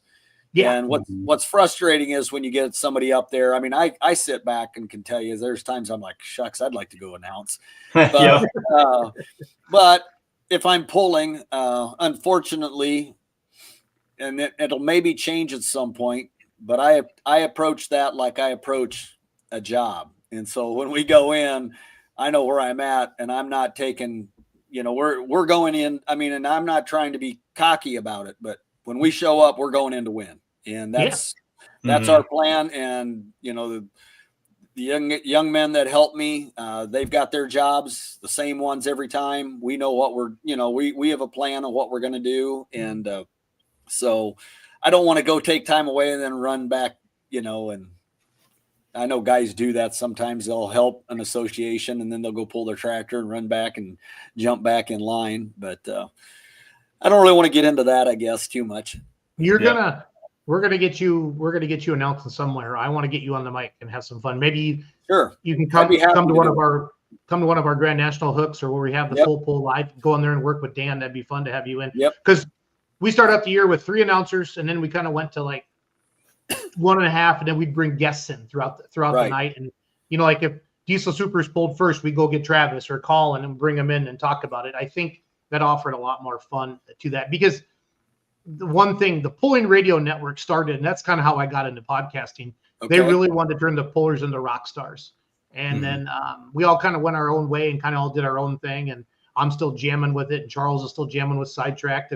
But that was their motto. How do we make the pullers rock stars? Because they don't get the TV time, Gary. They see your beautiful tractor and they see your helmet, but we don't get the face. And that's why I remember when Ryan Zolik and I started Let's Grow Pulling back in like 2014 or 15, we sat in my basement and there was 2 people watching. My wife upstairs to make sure the audio worked and us downstairs on my phone. So, I mean, I've been there. Right. In fact, one of my first podcasts, my producer said, let's just shut the camera off and do it just with audio. He said, you're gun shy behind the camera. And we did that for a while, and then he turned it back on, and eventually it just becomes second nature. The other thing I guess I want to say for any pullers that listen to this, when you're doing an interview, and I know how we can all be, we don't want to say who builds a motor and where we get our tires and where we're getting this part. But let me tell you, they can walk through the pits and see pretty much what you got. Yeah. And at the end of the day, you can get the same motor engine builder, and he's going to do the best he can for everybody, or I would think they would. And when you get a chance to get up there, if you have sponsors, you have people that helped you, I'm just telling these guys, smile as you're talking, create some energy, and thank those people, because that's how we're going to keep getting sponsors. We have Champion Seed at ECI. I plug Champion Seed. I tag them in on about all my posts. I'm going to do everything I can for Champion Seed because I'd like to double the money they pump into it. Yep. No, you're spot on. You are spot on with that. I love it. I love it a lot. So, well, awesome. Gary, this has been informative. Awesome. I want to do more of this with you. If you ever need 10 minutes to come on with Mike and I and Kinsey, just shoot me a message and who you interviewed this week. We're looking for different segments. Obviously, I'm very geared. My whole business model is around helping promoters. But there's some weeks like we're right now, all our focus is on Satsuma, Florida, and then it'll be some farm show stuff. But it'd be fun to have somebody like you and help you grow your podcast audience. And with what you're doing, you just send me a message and you can jump on for 5-10 minutes and say, hey, I just dropped 4 Nash. This is how you find it. This is what we talked about. Honestly, and if you give Mackenzie a little time, she can snip out a couple minutes and we can play it on the podcast. And it'd be a lot of fun, Gary, I want to help you take your thing to the next level. So it's well, thank you. And I appreciate that. And what little we've communicated already has really helped us out. And she can go out to YouTube, I'm sure. And you guys she has the tools, I'm sure, to cut little shorts and do what she needs to do there. So no, I appreciate that. It's all of these things that are going to make the difference for sure. Yep. And the sponsorship is the key. I mean, you're so without it, we need it. I mean, we got to get it. We got to get the money back to the pullers. You know, the associations need to be able to pay their bills and hire the staff that they need to run a successful organization. And the rest of it needs to go to the pullers. And that's what's going to be happening over the next 5 years. I promise you, it's going to be the best it's ever had. So let's just keep our heads up. Let's keep trying. We've carried it this long as pullers. And it's time for us to really be like, hey, let's go. And that's why we started the Pullers Championship, and events like what RJ's doing. And it's given more people more confidence to go try some different things. People are thinking outside the mold now. You know what I mean? And I love it. I love it. But nope, that's awesome. I'll let you guys with this one. There's a guy that some of you may know by the name of Mike Schultz that's going to be on a podcast in about a month. Mm-hmm. So, and currently we're dropping an episode every 2 weeks. And again, we're back to the sponsorship thing is where we're working on right now. And as soon as we kind of get some of that, and at the pace we're getting requests for these shows, it'll become a weekly show. So it just takes a little time because I've got to figure out a way to balance it with, the rest of the work I do. So, yep. Morgan Schulte has a great point. Got to go with sponsorship, nothing with ag. Ag community has been there since the start. Yeah, but Morgan, we have to give people outside the ag community a reason to sponsor.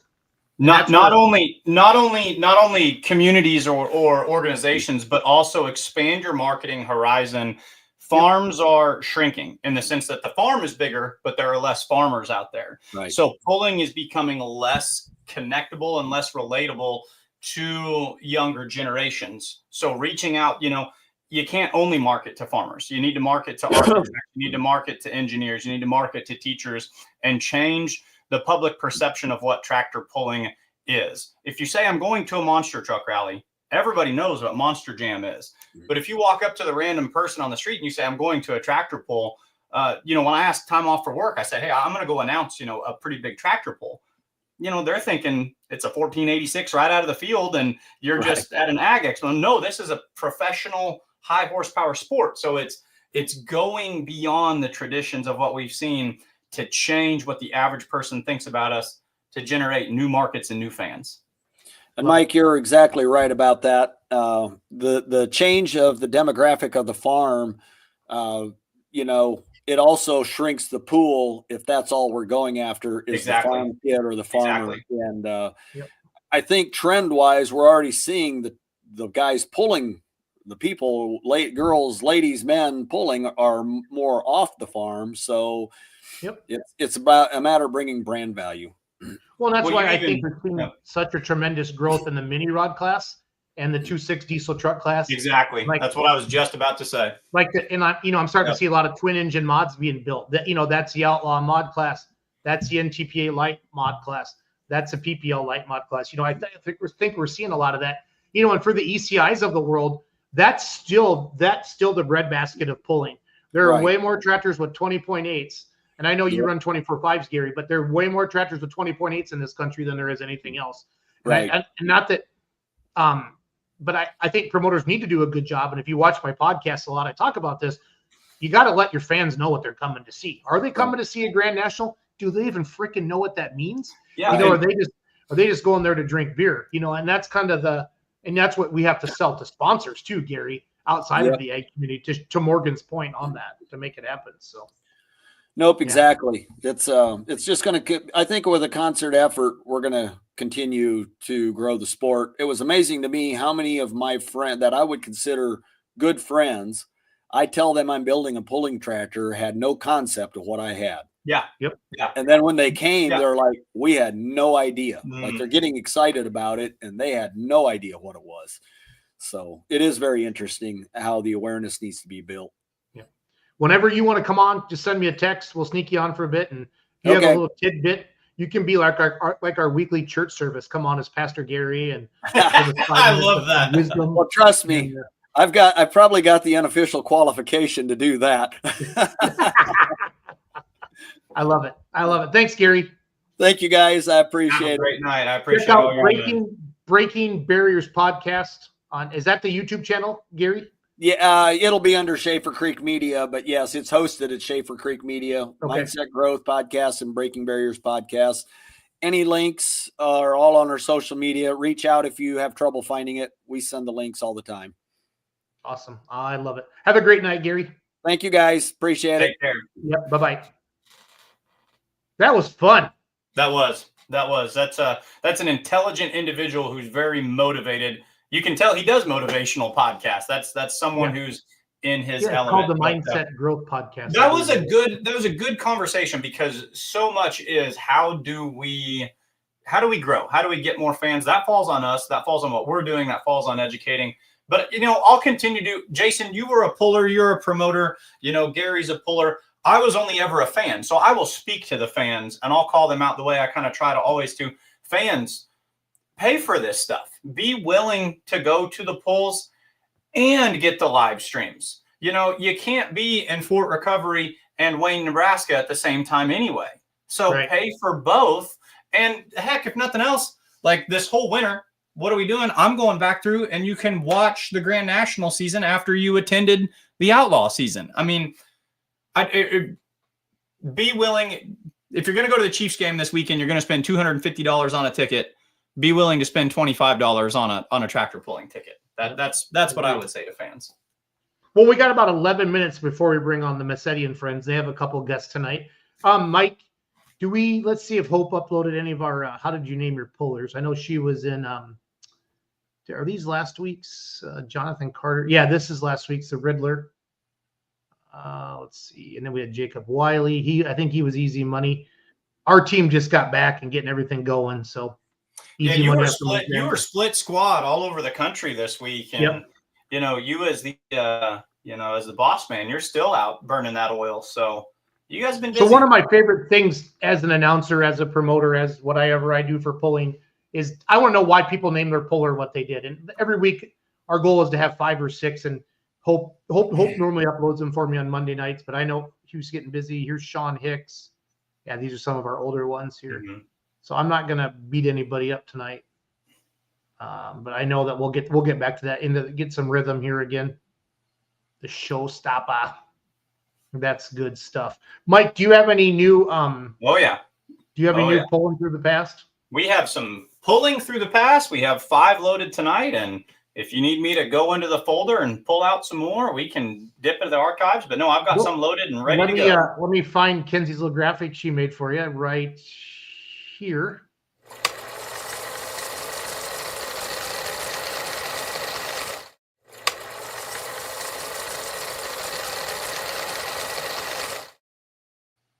Now, the next segment is brought to you by Mr. Mike Idle from Missouri. He's a teacher. He loves culture and energy drink and occasionally a good hard beverage with his friend Jason Schultz. Now, Mike, take us through pulling through the past.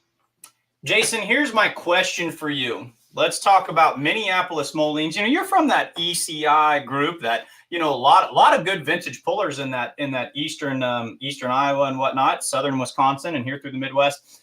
What's the most iconic? If I say Minneapolis Moline or G1000 Mini over the past 40 years, what name pops into your head?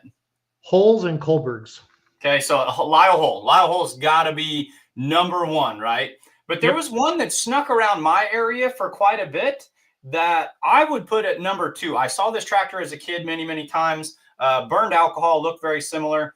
We're going to start the show off with Daryl and Irvin Cokerham in their G1000 Minneapolis Moline. As a kid, I used to get the 2 confused. I used to, at quick glance, not know the difference between Lyle Hole's Mini Mo G1000 and Cokerham's. But a couple of hard runners right here. This picture is courtesy of Jim Harmon. I've got a mixture tonight of some of my own and some of his as well. So maybe not the single most iconic Minneapolis Moline G1000 of all time, but certainly one of the premier ones. And just a beautiful looking tractor.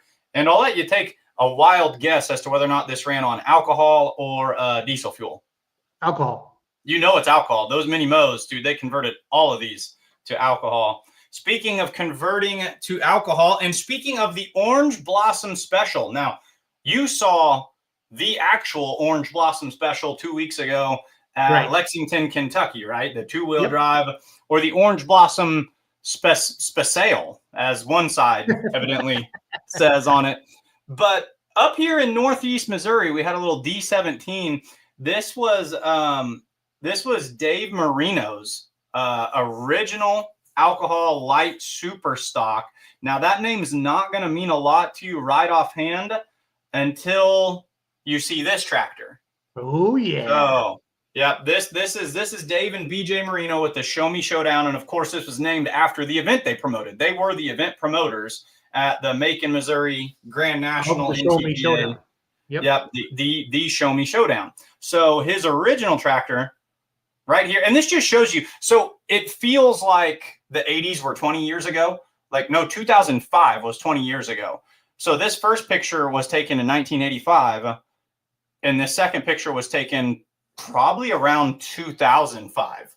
So that's 20 years of growth. Look how fast and how far we came in 20 years. Also, look at the old school roll cage. We've got a roll cage on a vehicle from way back in the day.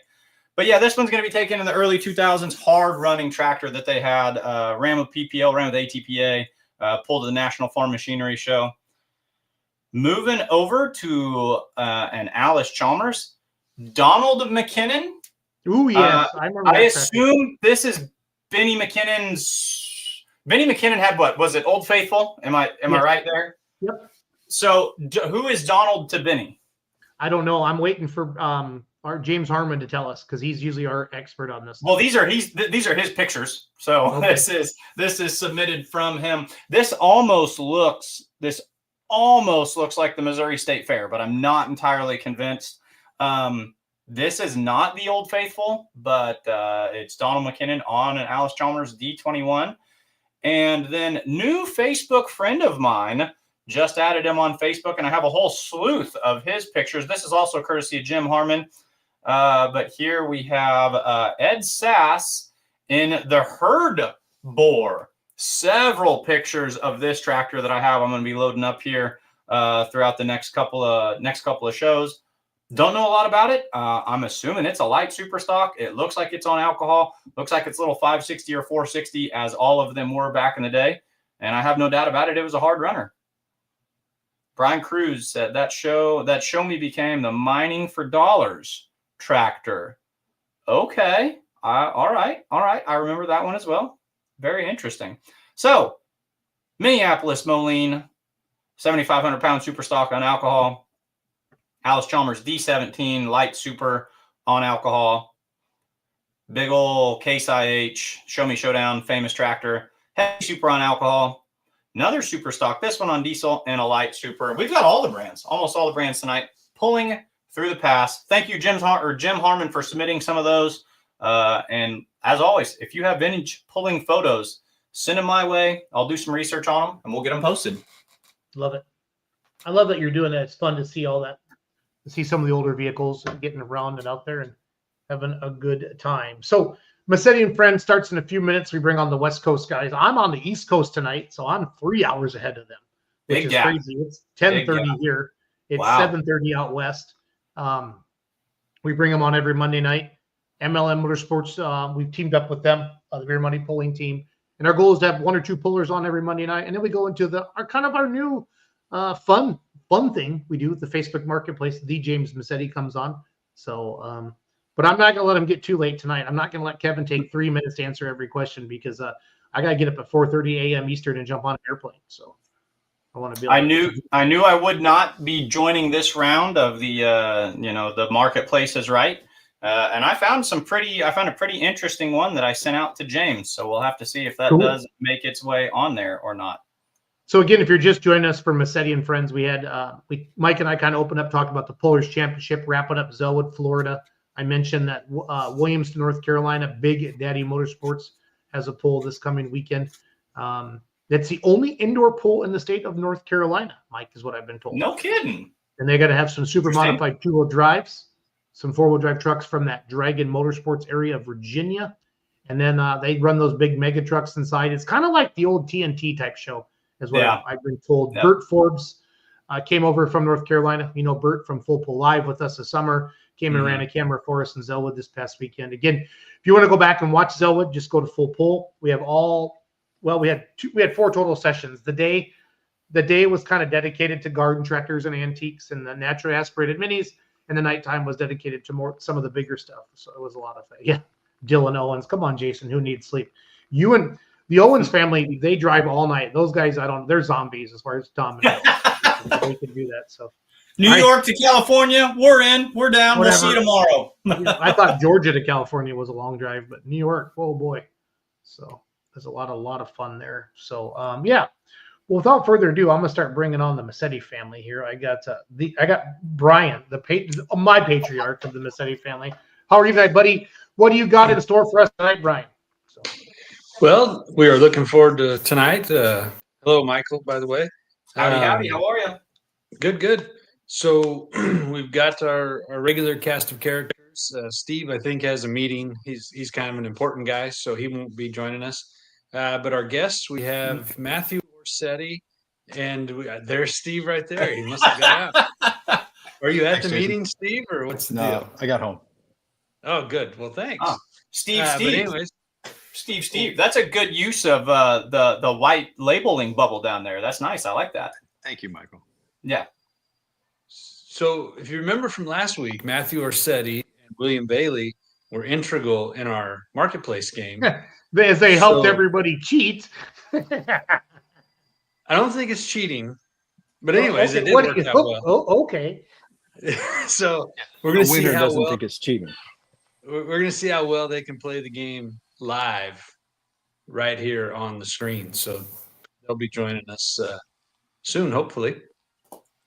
I got William Bailey in the dark room. I know James is getting set up. Trevor might be late. Kid's got to get his priorities in order. Double date is what I heard tonight. So all good. Well, let's start with. Do you want to wait for the guys, or can we start with William? Well, real quick, I just wanted to ask Steve. You guys still you safe down there? Everything cool? Yeah, we're good. Right. Thank you. It's no wind today, so air quality is actually phenomenal today. I think the wind blew everything out, and then where it is burning, smoke's going straight up. How far are you from the fire, Steve? So we're probably maybe 5 miles from the Palisades fire. I was on the day it broke out last Tuesday. I was able to watch the fires burn up the hill from my office, and was seeing airdrops, with Phos-Chek and the water drops, throughout the afternoon. And that was before it really got bad. And then from our house, we were able to see, it was at night, I was able to see the flames on that hillside as well. And then the other big fire, the Eaton fire in Altadena, my brother-in-law and sister-in-law live there, as well as Brian's and my cousin, Megan. They both live in Altadena. Luckily, both of their homes have survived, but I mean, I'm sure you guys have seen the same stuff I have on TV, but it's just devastating. I mean, the whole neighborhood's just wiped out. Was there a time you were worried about your particular home, Steve? No, it would have to burn through, 5 miles of neighborhoods to get to my house. In other words, if that happened, it would have been just unbelievable for it to get that far.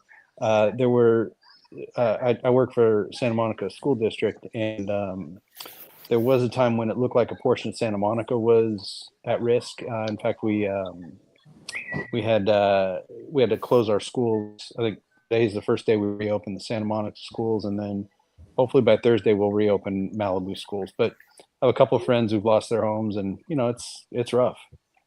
Horrible. It is terrible, and obviously we're glad that you and Michelle and the kids are safe. But our thoughts and prayers are with everyone that's lost their homes, and it is just devastating to see on the news. So, anyways, glad you're safe. Thank you. Glad you guys are good. Yeah. Well, guys, I'm going to let you all transition to your portion of the show, but definitely, we're thinking about the whole California community and everyone in Southern California. And you guys just keep doing your thing and representing the world well. And, hope everyone's doing good and staying safe. And folks, have a great evening. Good night, Thanks, Michael. We'll see you later. Take care. Mm-hmm. So we switch we go, Brian, I'm on the East Coast, buddy. I'm 3 hours ahead of you tonight. So. Dang. Yeah. It's super late over there. It is. It's like 10:30 here. You in Florida? Yeah, I did Zellwood this past weekend. Still in Orlando. Chase and I had some meetings today with some potential promoters. We're trying to build a winter circuit down here, January, February, like we talked about doing out with you, and obviously in the fall more. But I had some awesome meetings today. Want to grow polling in Florida more.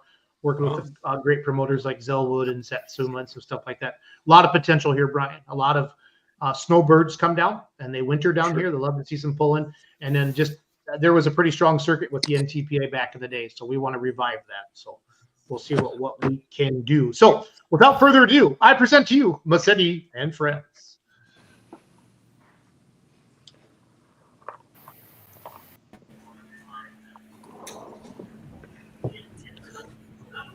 I gotta add some music to that, Brian. What do you think?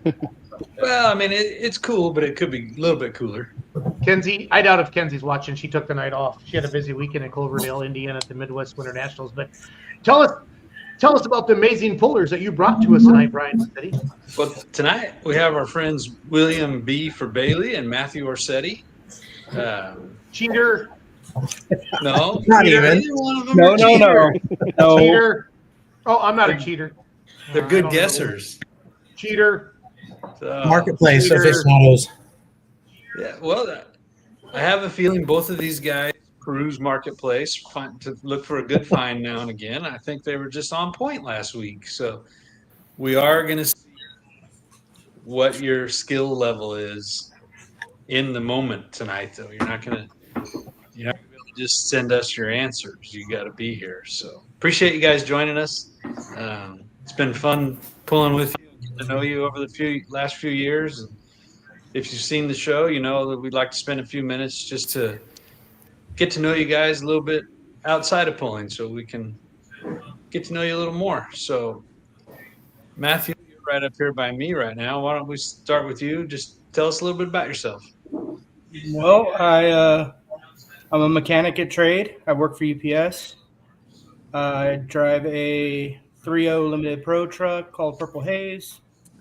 Took last season off. We're building right now, so hopefully be out within the next couple months. But we'll definitely be on the track this year.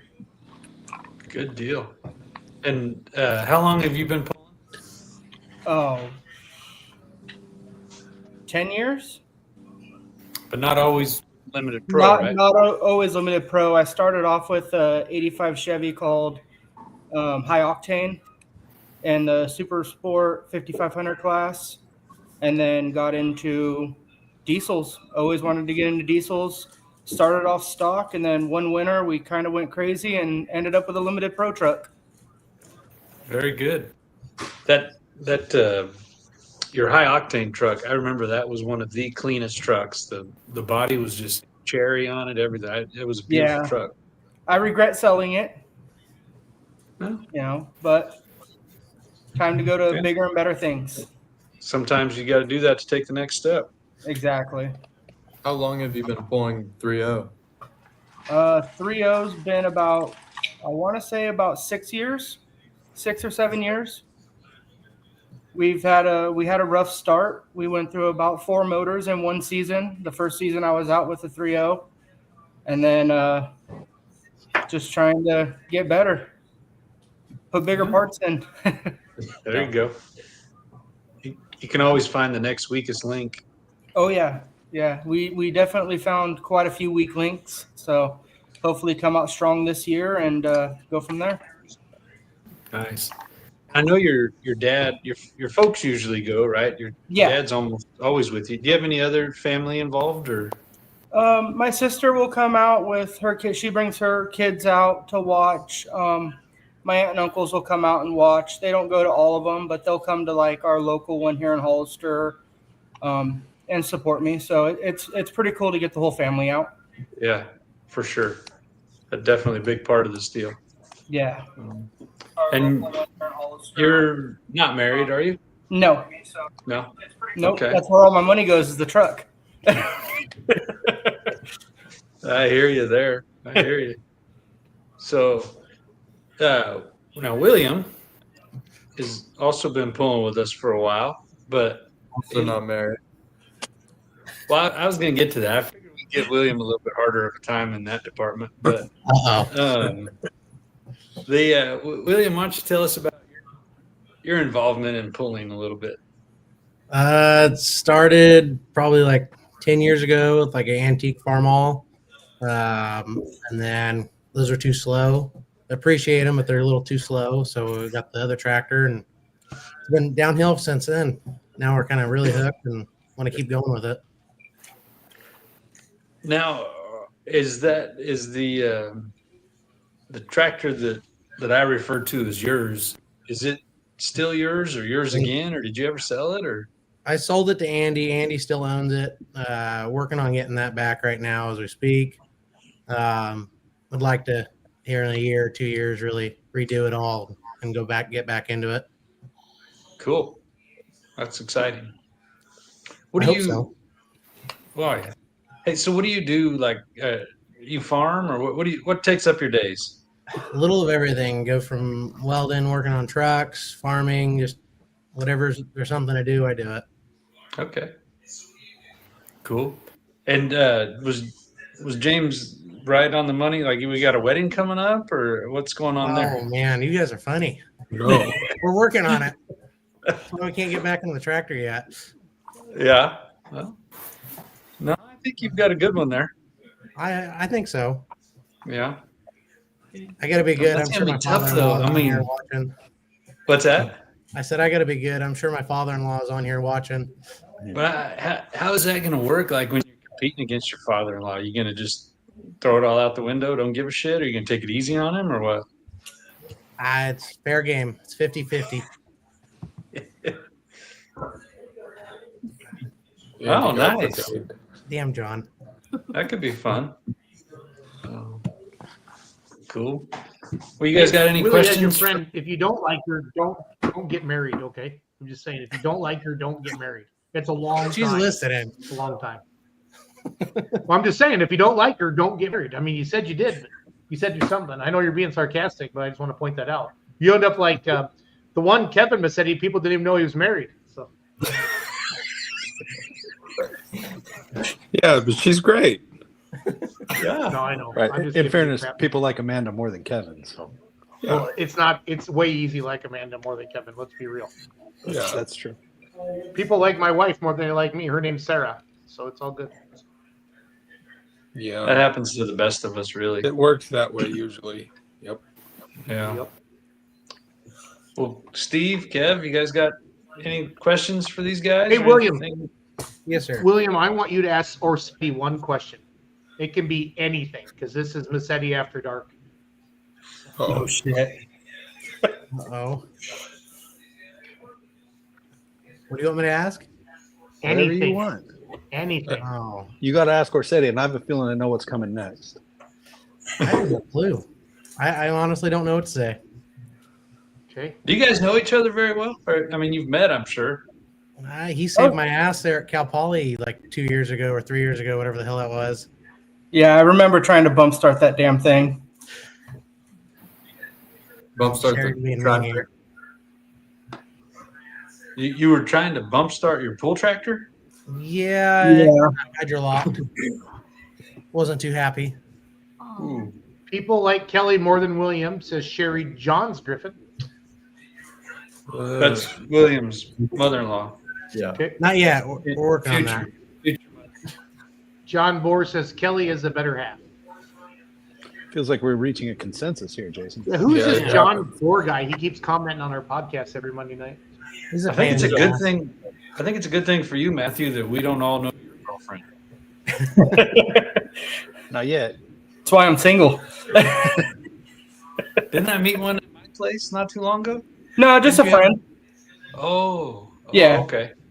William, what do you love about pulling? As far as sitting in the seat, just the adrenaline rush. I mean, when you're watching it, just everybody's, adrenaline, the competition, just everything like that. Matt, what about you? What makes you do this crazy sport we love? Honestly, the people. You come into a sport and everybody treats you like family. No matter what you're pulling, it doesn't matter what class you're in. There's always somebody out there lending you a hand. Yeah. Nice. Very, very true. William, what do you love about pulling with MLM Motorsports? How organized it is, how smooth it rolls. You're treated like a somebody.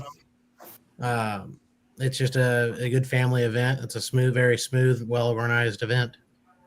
Good deal. Matthew, what do you love about MLM? Very well organized, awesome tracks, awesome venues.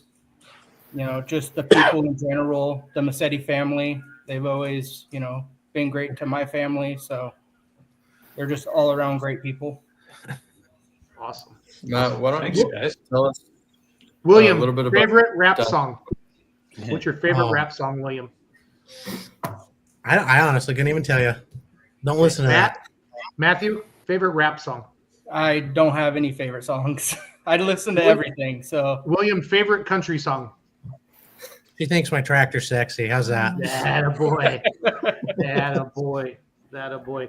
Good one. William, where do you take your future wife out for supper when you want more than just kisses?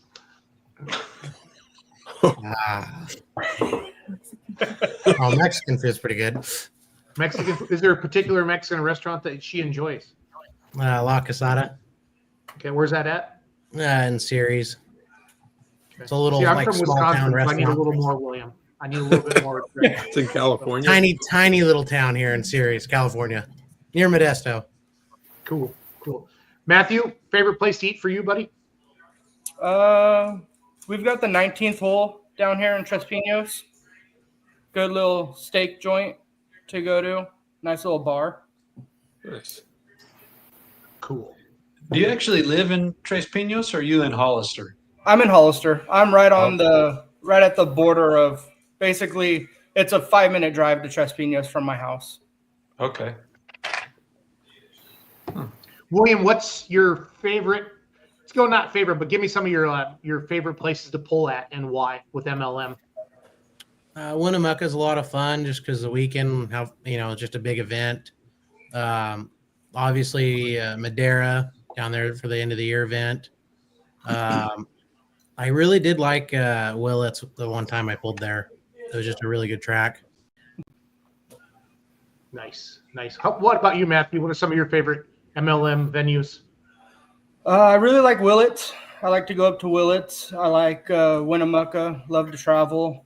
I would say GSI, but I've had a run of bad luck every time I go to GSI. So we're going to try again this year, hopefully, and hopefully have some better luck and not blow it up this time. Fair enough. Steve, Kevin, James, you guys any questions for the guys? Matt, how's this year been, like the dynamic of the class, and like you not being necessarily pulling with the class, but it's a pretty close-knit group. Just kind of tell us a little bit about the 3-0 class. Well, the Dodges are definitely outnumbered in the 3-0 class.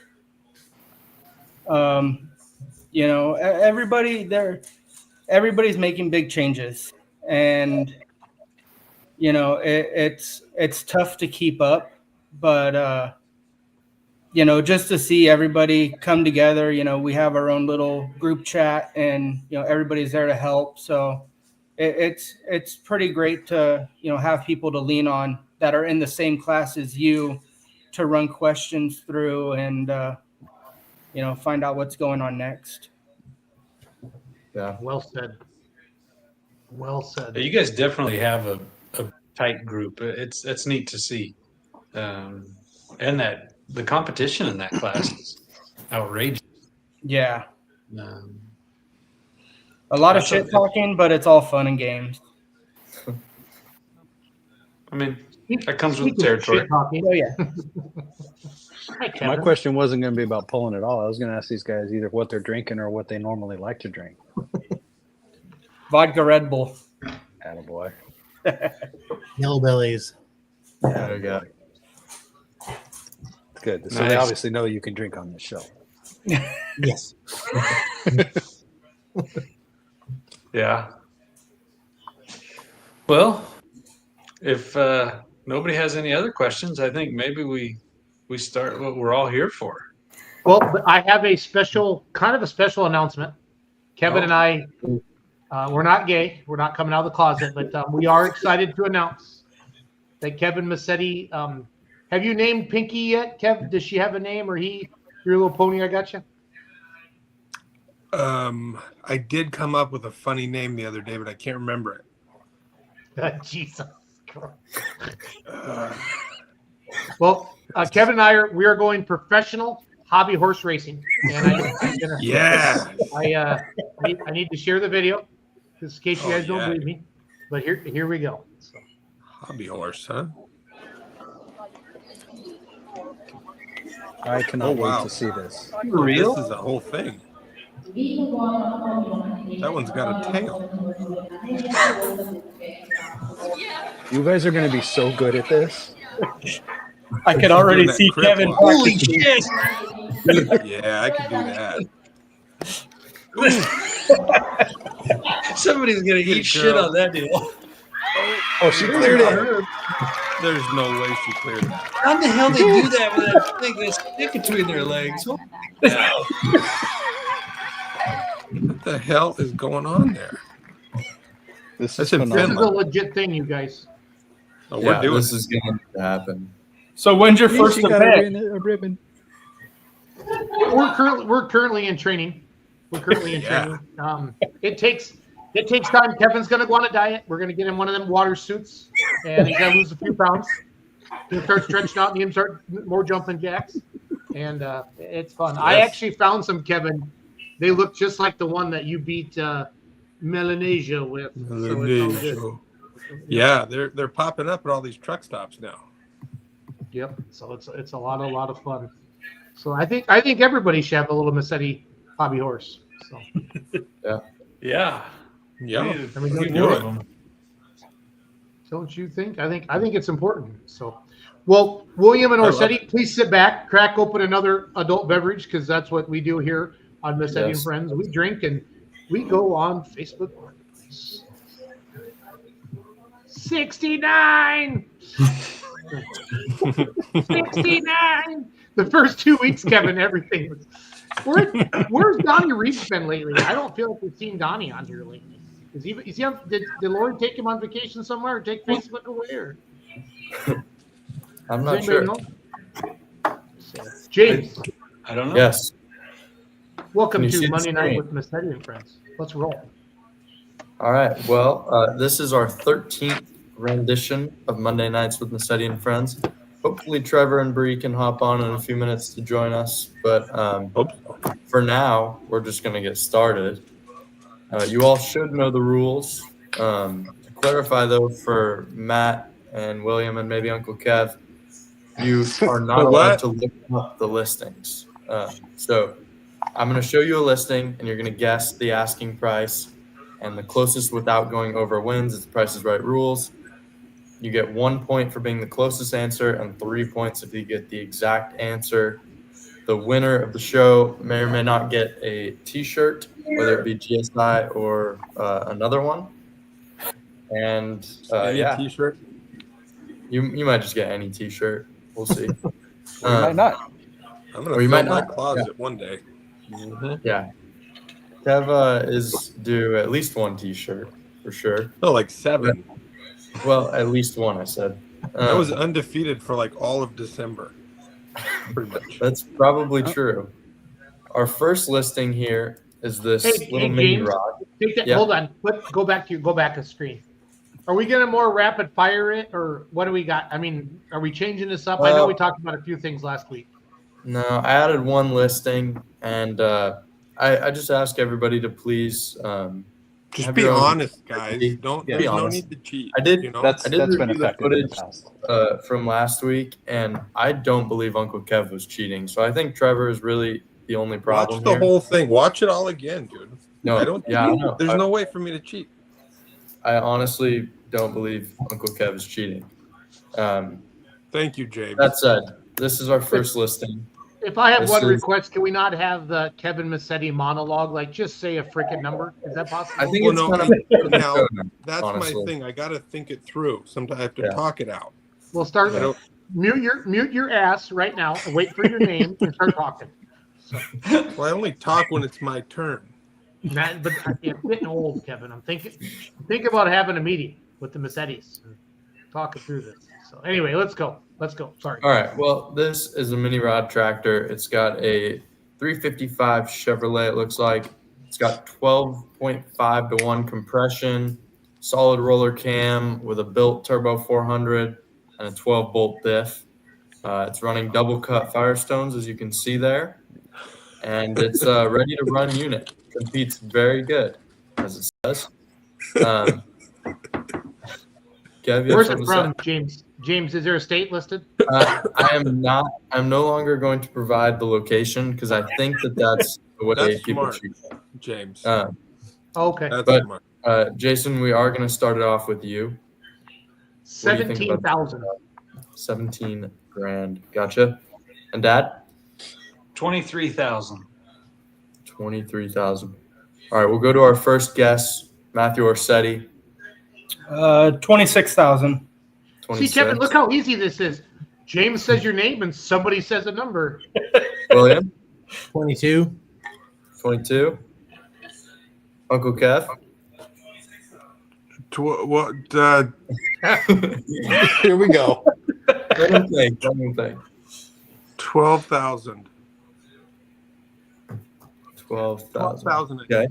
Look how he's putting his hands up to prove he's not a Uncle cheater. Steve? Exactly. Okay, so first of all, Ready to Run Unit is my street name. Okay. Is the high guess 26,000? Yes, that's correct. I'm going with $26,001. Oh, that's a dick move. Wow. Wow. Way to It's a treat our little, guests, Steve.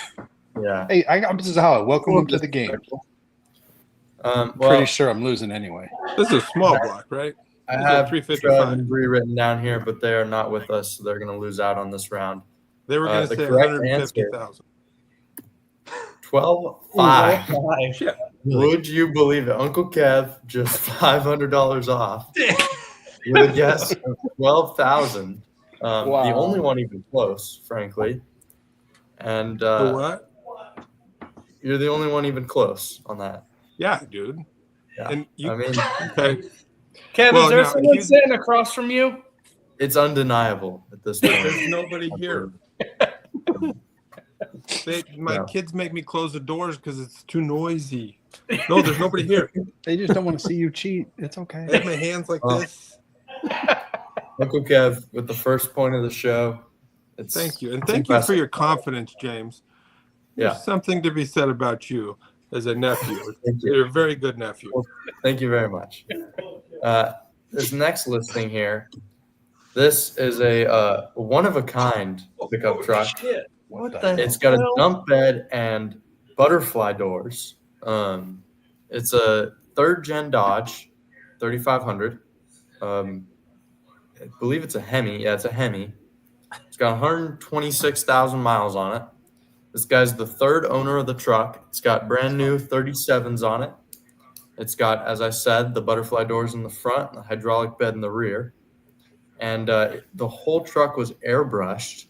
You can see it's got some cool little graphics on there. And I believe that the headliner as well. Yep. Pretty sweet. Damn. And the DVD player there. Dude. Oh, no. That's not Oh, no. Everybody turn your eyes. Oh. It's okay. It's okay. I don't think anyone saw. I know I didn't see. So yeah, the whole truck was airbrushed. It's got a functional exhaust stack. I don't know where. Oh yeah, in the bed. Right there. It's up yeah, high. in the bed. That's cool. It's got a little check engine light. That's for an O2 sensor. No big deal. It's got brand new front brakes and gonna need some rears in the future. We'll start this one off with the man himself, Dad. You own a Ram 3500. I do. Is It's there not that anything cool, with this one? Yeah. It's not near that. I love the doors. Yeah. I think John and Steve's would love that airbrush skull work. It kind of looks a lot like Smoke and Max. It does. Yeah. Wrong brand, wrong color, wrong everything. I'm in at 82,000. Whoa. 82 grand. Holy shit. Matt, you're a Dodge guy. What do you think about this one? Hi, Bree. I'm gonna go 48,000. Yep. 48,000. Gotcha. Oh, did Trev and Bree join us? Yeah, they're here. Okay. Do you guys want to guess on what the last one was? Just say a number. Throw out a Trev. number. You have to be quicker than that. Okay. Come on. Are they muted? They're about No, to they're get they're still watching to catch up with us so that they can guess. Gotcha. Okay, Oh, well, that's we're going to ignore legitimate. that. I was going to give them a chance, but oh well. That's fair. Well, You're muted, Trev. 32.5. 32.5. Gotcha. Uncle Kev. Did anybody say 60,000 yet? Nope. I'll stick with it. Mm-hmm. Okay. Uncle Steve. 50 grand. 50 grand. Now we'll go to Trev. Also, those are Lamborghini doors. Those are Lamborghini. They jumped off, James. I think they're having issues. Oh, okay. Well, Oh man. then we'll go to you, Jason. Jason. Break up. I'm gonna say 35,000. 35,000. Steve, that was fun. Thank you. Well, I'm glad I heard it. What'd you say? Well, it's too late now. We can't say it. Trevor, do you got a guess? I got it. For this Trev. one, Yeah. 125,000. Oh, wow. 5 and Bree. I'm gonna say 77,000. I thought we talked about putting Bree in Trev's spot, and Trev in Bree's spot. We did talk Yeah, about I think that was discussed. What do we talk about? Well, folks. We want more Bree, less Trev. Face. What? Yeah, that's right. Bree's got to clean up her room a little bit while Trevor does this. Okay. Okay. I'll participate. Don't worry. Well, this listing here was unfortunately for you all $15,999. What the hell were you guys thinking? I mean, seriously? Should have said $1. I mean, look at the frame shot. Like, this isn't a full restoration. What the hell were we thinking? I mean, 32.5 William Bailey, 35 Jason, Matthew Orsetti 48. That's pushing it, but like you guys are at least close. But like 125,000. I'm gonna be honest. Are we for When real you here? flashed it for a second, I thought I saw 125,000. So that's why. I You saw 12.5 on the mini rod. Yeah, you saw 12. Oh, that's what I saw. I like that he tried to cheat and it didn't work. Bit you right in the At butt it again. Well, unfortunately for you all should know the rules, the unwritten rules. It's all tied up, Jay. Me and you, buddy. I get a point. So, like Kev said, me and Uncle Kev are tied for the lead right now. And all you losers are in last place. This next listing there. Should have said 12,000 again. Shoot. This one here is a package deal, another package deal like last week. This time it's a hauler and a race car. Unfortunately, they're both projects and neither of them run. So it's kind of stuck as is right now. But it's a 67 International hauler ramp truck. And it's got airbags, so it goes all the way to the floor. It's got an 8.3 Cummins and a 5-speed trans. The motor and trans are in the truck. They're not hooked up, so it still needs a little bit of work. And the car is a 32 Ford. It's a roller, no motor, but it's set up for a small block and an automatic trans. And there's tons of parts to go with the truck. So if you're looking to get into racing, you like work, a lot of work. This is a good one. This one, we're going to start off with, start this one with Uncle Kev, actually. All right. You got burned last time. I'm going to say 12,000 again. Okay. Sweet. Safe guess. Now, Uncle Steve. This is tough. I'm going to go with 25 grand. 25, okay. Trev? I'm gonna go 32.5. 32.5. And is Bree there? Yeah. Bree? Yep. I'm gonna go. Keep it low, Matt. Also, keep in mind here, it says enjoy the thrill of racing without the agony of expense. Ooh. Just keep that in mind. That's pretty good. It's a good hint. I'm gonna say 23. 23? 23,000? Yes. Okay. Jason? I am going to say 7,500. Might be a good guess. That's pretty good. 7,500. Dad? I was thinking 6,000. 6. Okay. Now we'll go to our guest, Matthew first.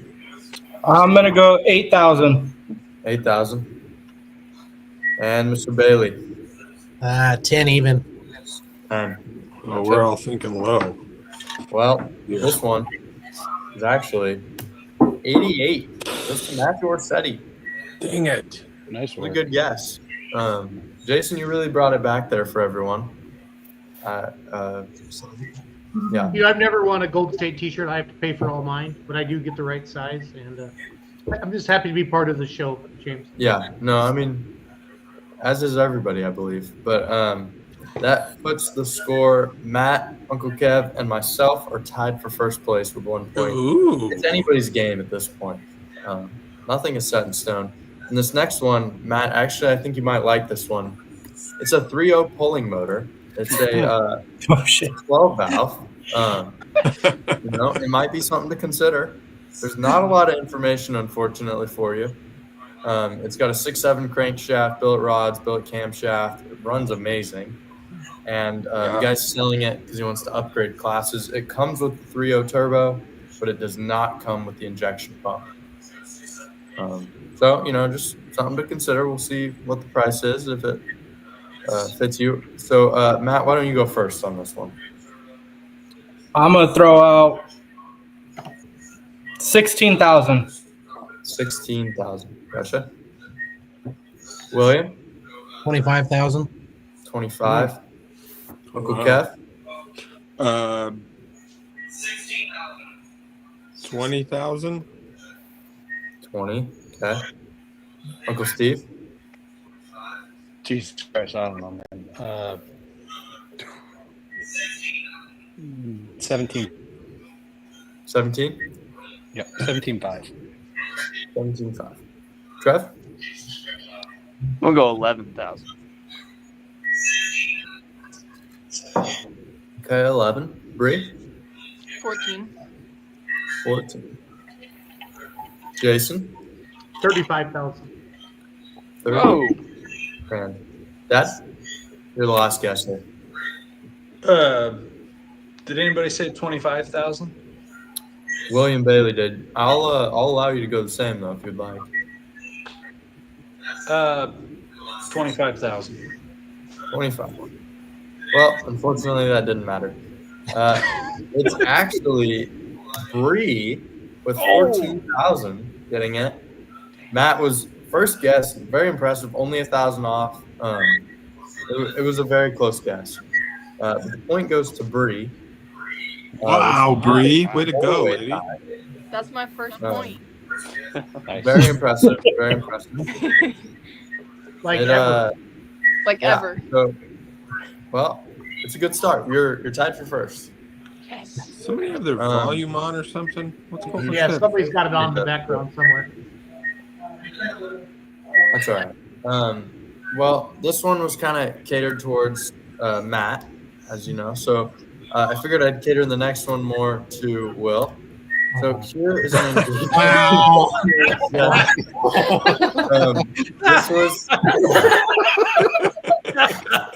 This was sent to me by an anonymous viewer. I will not disclose who. For the right Looks amount, like I Tom might, Dorsfinger. It's in Stockton. No way, dude. Stockton. No way.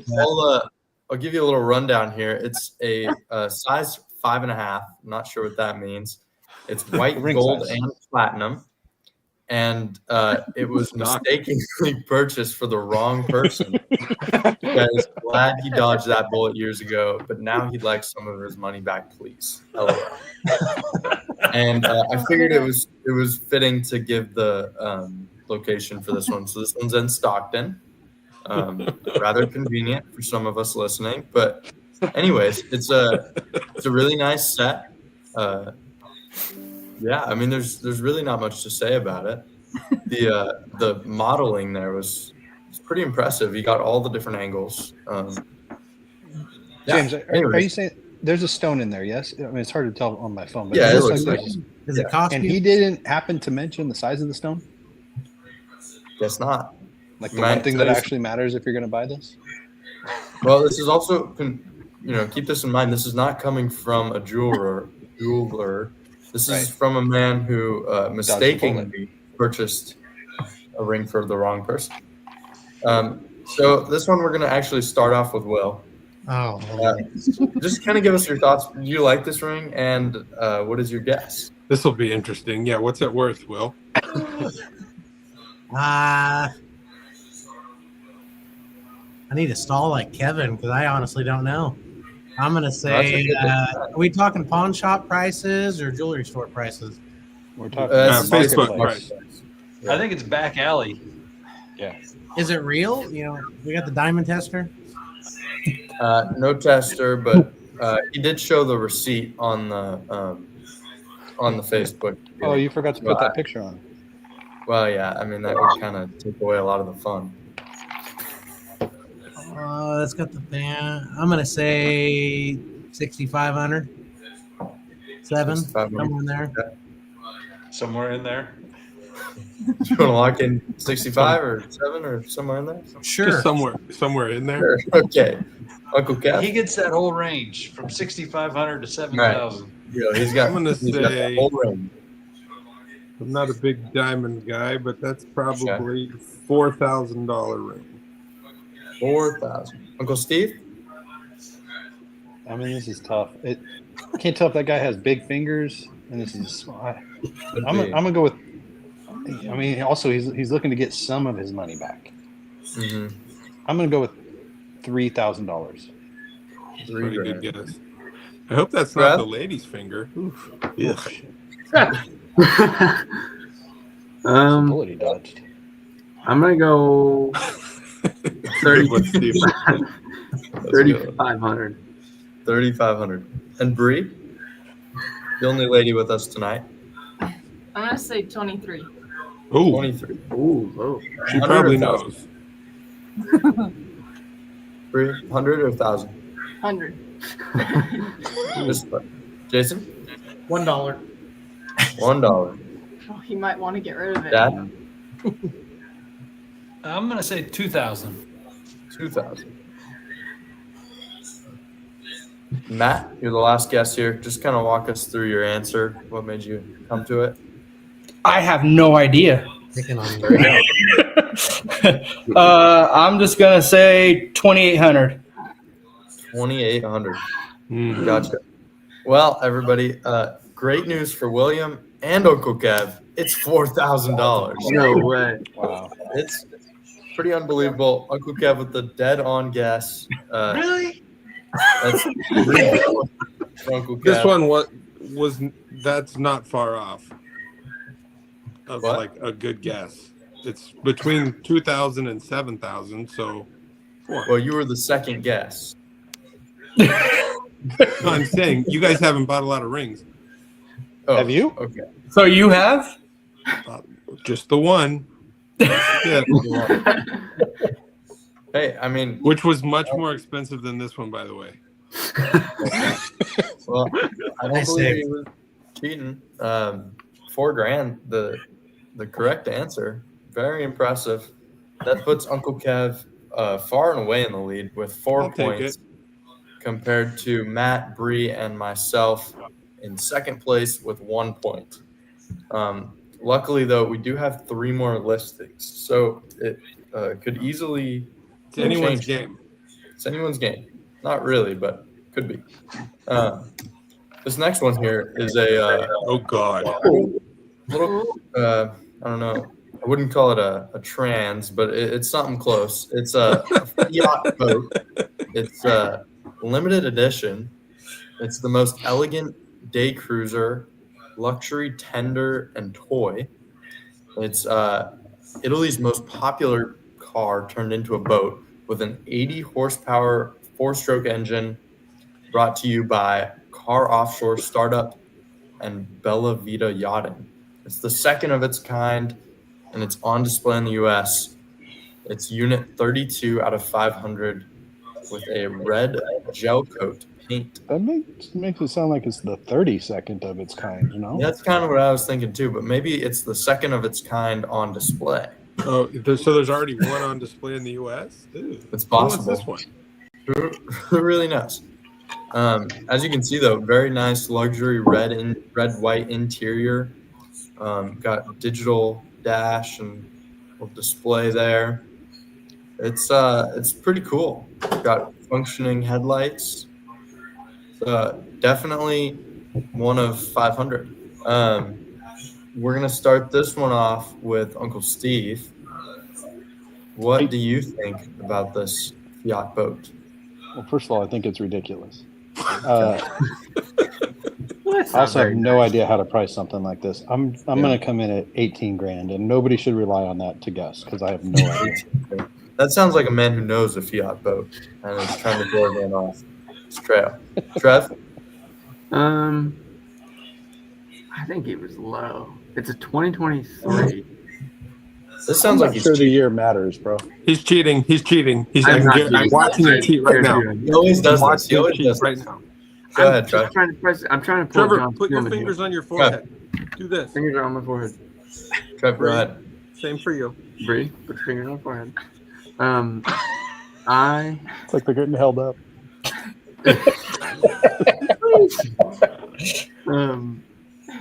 Shit. I'm gonna go 69,000. That's a really good guess, actually. I think And it's Bree?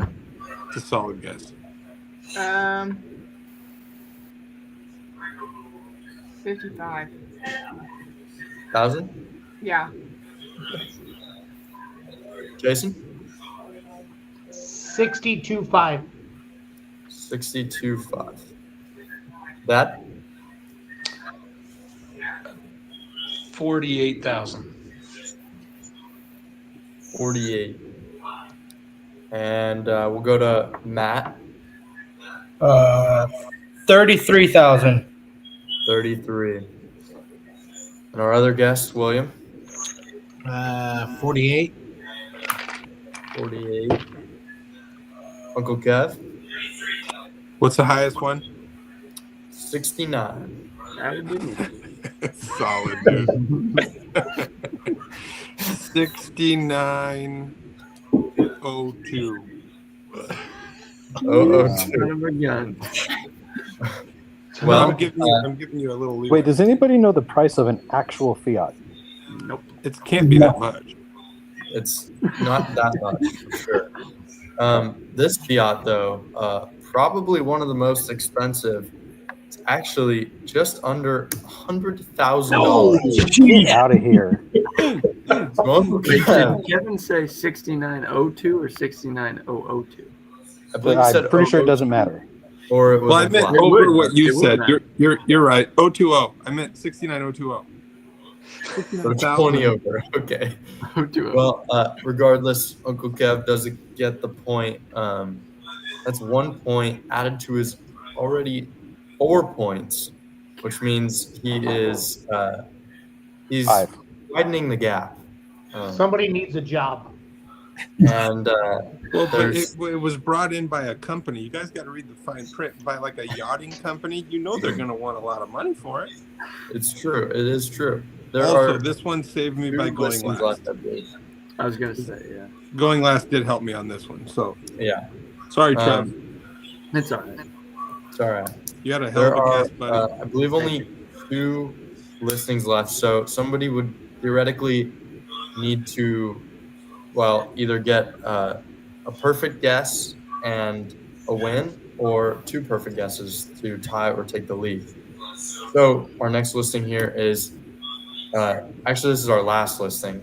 This is 1 share of a 1998 Honda Odyssey, equating to 14.3% equity. It's got a little over 386,000 miles, and it's daily driven. It's highly reliable, extremely loud, moderately fast, and incredibly versatile, as you can see there. It's a picture on the beach. This thing hits the beach, dude? What? It does, clearly. It has an enhanced performance steering wheel cover and some auxiliary dice there. It seats 7. It has a performance exhaust. I can't believe I missed that, which is very important. Done in a parking lot, right? I believe the operation was performed on top of a parking garage. It seats 7 comfortably and 12 uncomfortably. It's indestructible despite its moderately blown head gasket. It drinks a pretty substantial amount of water compared to the amount of gas it drinks. The transmission makes some fun turbo noises sometimes. So it makes you feel like you're going even faster. That with the loud exhaust really just helps out a lot. It's got a clean title. I'm unsure of the amount of owners it's had, but it currently has 7 owners. It's got a clean title. It's not yet smogged. The registration is paid through June, but it's not yet smogged. So the owners in the Facebook ad put that they're looking for a solution to that problem that would not require fixing the head gasket or the performance exhaust. And the the owner of this share will trade for similar caliber race cars or a similar equity holding of those race cars. So, yes, without further ado, I believe, Trevor, you're the first guest here. Keep in mind, this is one share or 14.3% equity in this minivan. I think Trevor has an advantage here because this is clearly like 7 college like suite mates that were like, we should buy a car. Yeah, it probably was. It probably was. Probably was. Trev? I think we should do that because that sounds awesome. Shit. I'm gonna go $69. $69. Yeah. For 14.3%, that's pretty good. I think so.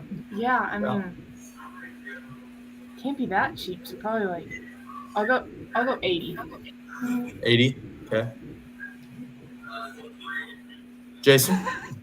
$333. $333. Okay. Dad?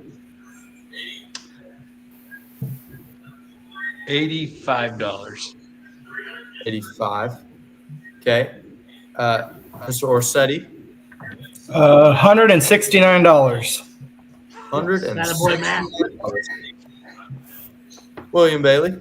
Does this count all the extras like the steering wheel and the dice? Is that all part of it, or is it just This is 1/7 of them? Yes. unit. This is 1/7 of the whole unit, and keep in mind this is the listing price, the current listing price. $72 and a bottle of Iron Tight for the head gasket. Okay. Good. Uncle Kev? A bottle of Tito's and a 36-pack of Coors Light. I'm still waiting on my bottle, Kevin. That's what it's worth. For 14%, hell yeah, I'll go in there. Yeah. Uncle Steve, you're the last guest. Tell me, would you own one of these minivans, or would you consider purchasing it? Have you owned one of these minivans? There's a way I would consider this, yeah, but it was literally as a college kid because my buddies and I were looking at buying a $500 car, and we were just going to cut the top off of it, like not make it convertible. No shit. Literally cut the top off of it. But I feel like cut they the should have top done off, that here. guys? Yeah, they missed an opportunity. They should have made this sucker top. Well, whoever owns it is not done with it, to be clear. Right. Yeah, they're waiting for that extra share. That's a fair point. But I also feel like the guy might be trying to be funny. Like he might list this thing for $43,000. That is not my guess. That's true. That is true. Like somebody could be going for a joke here. If I think about what it's really worth, I mean, a couple $100 is tops. But what's the highest bid that we have right now? Per share, it's $333. That's Jason. I don't want to do Jason dirty like that. I'm gonna bump that up because I don't want to try to screw Jason. I'm gonna go with 500. Give him some space. Okay, 500. And I also, it is not worth that. Okay. The whole car might be worth that. Yes. Well, before we go to find the actual value, I found this individual's phone number. And I'd like to maybe, if we can have a conversation, let's not ask the price, but let's just see if we can find out any more hints. Jason, can you make the phone call? Yep, give me a second. Tell me when you're ready. I got the phone number. We're going to be able to find out if it is. Please go. Yep, go ahead. College kids. 510-989-5573.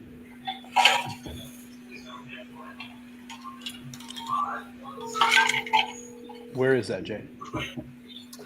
It didn't have a location. I'm just wondering if they're awake. Hey, I'm calling on the one share of the 1998 Honda Odyssey on Facebook Marketplace. Oh yeah, just posted that. Yeah, that's the best Facebook Marketplacing listing I've ever seen in my entire life. Can you please explain the process to me about this? I mean, it's the 1998 Honda Odyssey. She runs and drives. Let's see. There's 380,000 miles, just a little bit. It's got a blown head gasket though, so just beware if you want to buy it. Just bring extra water and coolant with you. It's got great paint. Loud as hell. It jumps well. How does it jumps well? Yeah. Tested. Where's it how located? does one come up with an idea? So we get together with our college buddies on Monday nights. We get drunk and we call people on Facebook Marketplace. And you happen to be our first call tonight. How did you come up with this? Because you sound like somebody. You'd be a lot of fun. I am. Guys, what do you got here? Answer. That was a complete answer. We don't need more. You guys, any more questions? Where's it located? Where is it located at, ma'am? It's actually it's in do you know San Luis Obispo? Oh, it's one of you Cal Poly kids. Guys, I can go pick this up right now. I do go there. You do go to Cal Poly. Yeah. Do you know Trevor Massetti? That name sounds familiar. Yeah, he's in a club where I can't say it, but it's a special club. Oh yeah? What type of club? Maybe I could join. Yeah, the Bree Club, you smart ass. It's Bree. That's funny. That was well done. For those of you that didn't pick up on it, this was purchased by myself, Trevor, Bree, and 4 of our closest friends. We are the proud owners of Cricket, the '98 Honda Odyssey. This listing is for my share, which I am putting up for sale for $269. Gives the win to Matthew Orsetti with the guess of $169. Very, very close. Second place goes to the Tito's and Coors Light because I'd probably take that too. But yes, this is our Honda Odyssey that we purchased at about 9 o'clock on Saturday. And everything in this listing is 100% accurate. Uncle Steve, I literally have been talking about cutting the top off to make this work. It's the right choice, James. It is 100% the right choice. It is literally exactly everything. And also said. to add to it, it obviously is only tagged in to June of 2024, I believe, because it has not been smogged. So there's no current registration on it. We just took it downtown to go axe throwing with some friends, and we passed I think 7 cops. 7 cop cars on the way, and didn't get caught. So yeah, it's good. It's also once it is registered and insured, then Bree is going to daily drive it to work. Looking for under the table. Yes. No, that is still accurate. If any audience member owns a smog shop and wants to do a 100% legit smog of this vehicle, please text me. Guys, I have never heard of a smog shop. What are you guys talking about? Oh, God. California. You guys don't have to smog your vehicles? Wait, he's serious. Yeah, I'm You very don't serious. smog Just your register vehicles? it to Jason. No, I'm super pissed because I read on Facebook, and I don't know if it's true, and I was going to ask you tonight. They stopped 60 Oregon fire trucks in Sacramento because they weren't smogged. I saw that.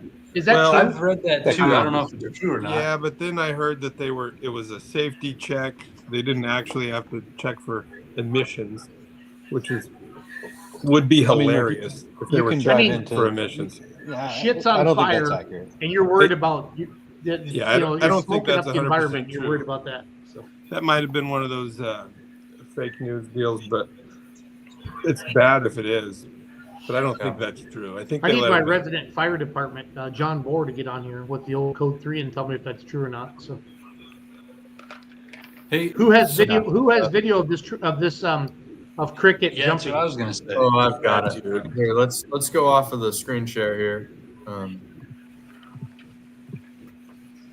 And if you don't mind, I'll. Well, if you send it to Jason, he can. He'll share it. Oh, that's better. Okay. Facebook Messenger, James, please.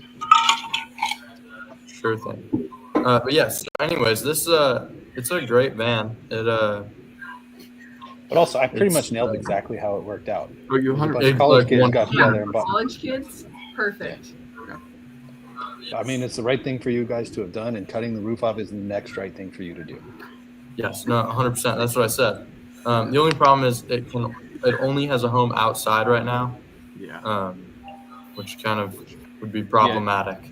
It's not that bad. Right now it is parked in my parking garage under my permit. True. Oh, well then we're fine. Need It also Yeah. Did you end up getting that little rear end? Yeah. Oh, good. It was a productive day, to say the least. Super productive with the scar. We also, by the way, there's another picture of it where we drove it straight to the top of the parking garage, took my hacksaw, which I got for Christmas, cut the muffler off, or cut the whole exhaust off right behind the catalytic converter, and then It still has cats. Oh, it still has cats. A cat. And then Otherwise you wouldn't have smog. ratchet strapped the entire exhaust to the roof of the car, and drove it around, and took it out to like a field where we know we could stash it, and now it's there.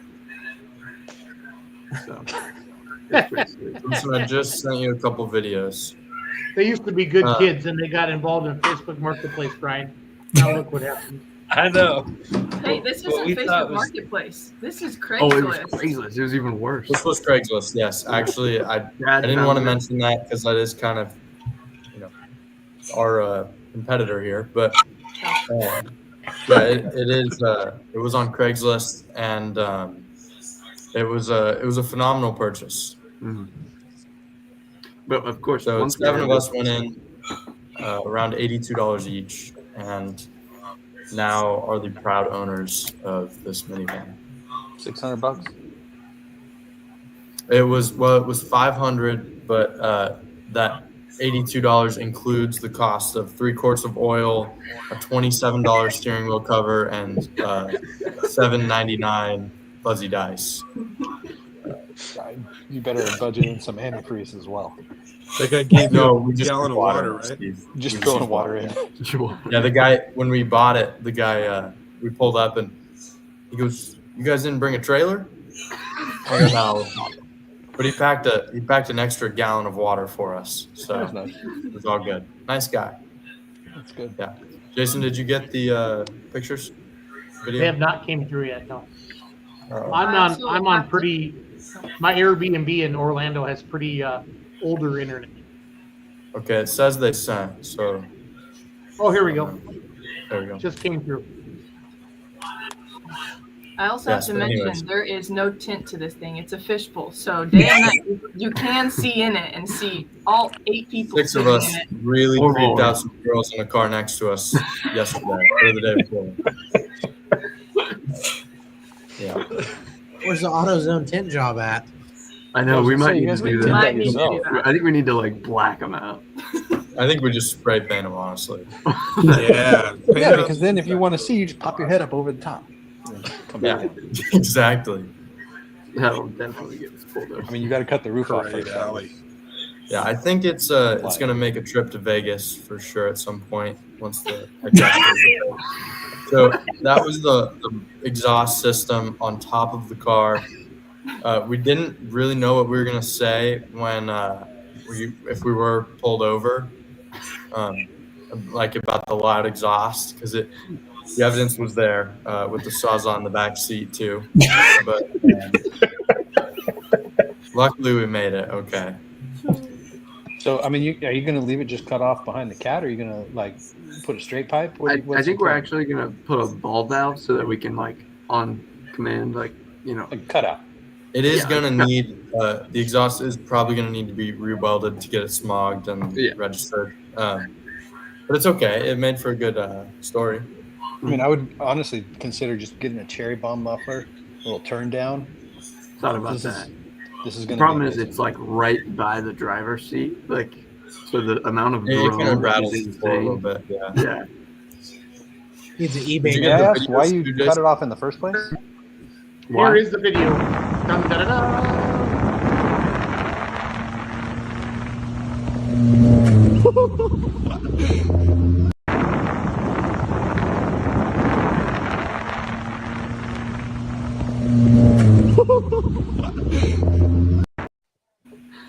It doesn't look like it, but we are going 40 miles an hour to hit that jump. I don't think I would call that a jump. I would think it was more of single hop. We kept getting stuck in the sand, so we didn't get very far. why. And then need paddles. Yes. Yeah, we do need paddles. Paddle wheels on the Funny front. story. Yes. Let's hope no Pismo Dunes state troopers are watching right now. They're too late if they are. Yeah, that's true. Pismo Dunes? Maybe this may be an admission of guilt or something, but so we kind of were going out. There's Jason for those of you that don't know, there's a beach called Pismo, real close to San Luis Obispo, and they let you drive vehicles on a certain section of it. And then once you go far enough down the beach, you can get into the sand dunes there. And we had the great idea of taking this front wheel drive, very heavy 4-cylinder minivan to the sand dunes. So we loaded up with two tow vehicles, just in case. And we kind of went out. It's a big 15-mile speed limit beach until you get into the dunes. But we never made it into the dunes because she got stuck a couple times. So then we kind of backed her up, and you kind of had to stay in like second gear on the limiter to keep her out of the sand. We found a nice hard spot, little section, and there were troopers kind of going, or rangers, I guess, going like back and forth. So we had to like keep a good lookout. But you could do theoretically donuts, reverse donuts, hops, whatever you want to call it, e-brake drifts, theoretically, in this little hard area of the beach. So we're probably there for maybe an hour or so, just taking turns driving, whatever, just, having a good time. And then literally as we're leaving, Brandon, who he goes out first. Trevor follows in the minivan, and then I follow in my truck a little ways behind. And a ranger's coming the opposite direction and cuts like directly behind the minivan. That's all of us. That's actually not the 7 shareholders, but it's 6 shareholders there, and I would say a partial share owner. The equity's not really split up quite right yet, but yeah. So anyways, we're going out, and the ranger cuts like directly behind the minivan and like signals for me to roll down the window of my truck. So I roll the window down, and you could clearly see an outline of what had been a minivan or some near similar vehicle doing donuts behind where I was. And yeah, that's true. Anyways, they indicated for us to roll down the window. So I rolled down the window, and the guy goes, "Hey, you guys seen anyone doing donuts back there?" I go, "No, I saw a couple quads there earlier, but we're up in this group with the minivan, and we thought it was a great idea, but we can't hardly get out there. We keep getting stuck, so we're just turning around. We're going home, but Which, by the way, the tracks are very obviously like the wheelbase is much larger than. Well, you couldn't really tell because there's so many in a small area. Yeah. I mean, if you did some investigative work, you could probably figure it out. But,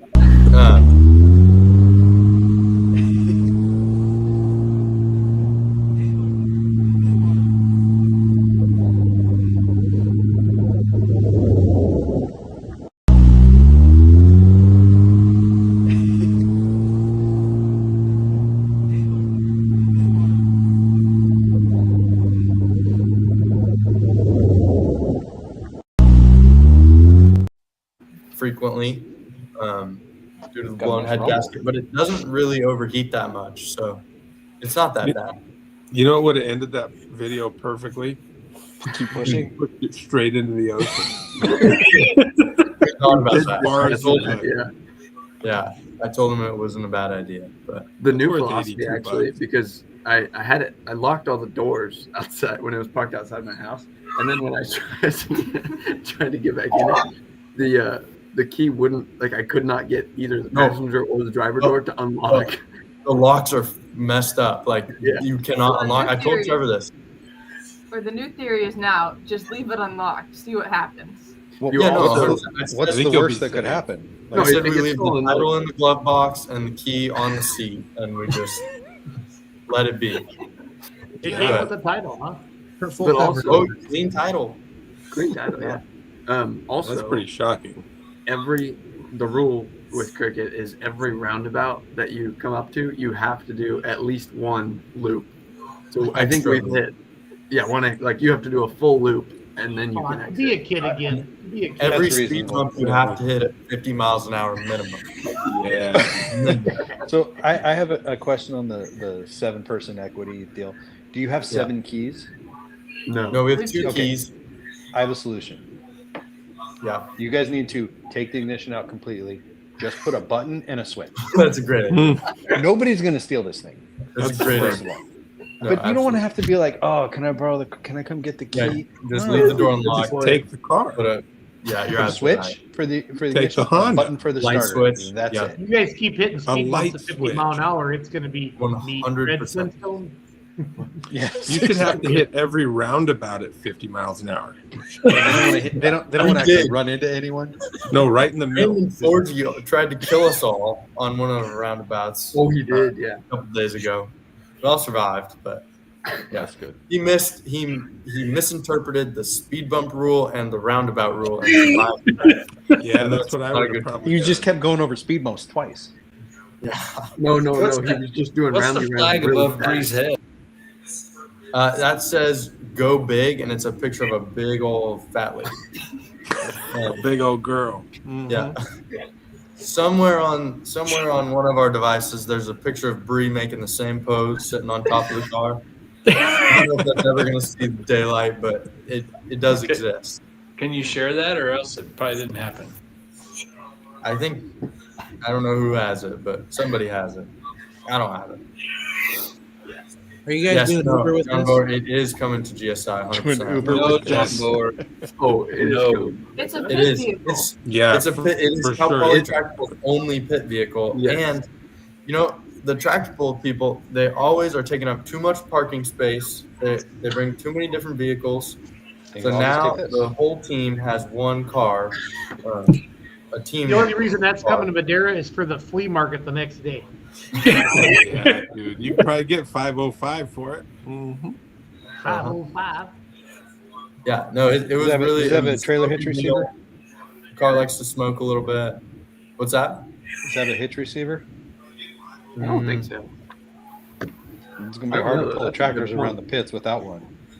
I am glad to see that Cal Oh, no, Poly it's not. Tractable It's got a Club little has their own pit car. Yeah, so they can stop stealing our dang Kubota. Yes. Yeah. Yes. I'm going to steal that little Honda car one time. Just show them how it feels. That could be the after party. Kevin, I'll teach you how to start it. Oh, Bree. No, you just flip the switch. You still got to press the button. No, I like James' idea of a light switch. You just flip it on and it comes on. Oh, that's good. But you still need to Don't start do it. it dimmer, though. I think a switch would be fun.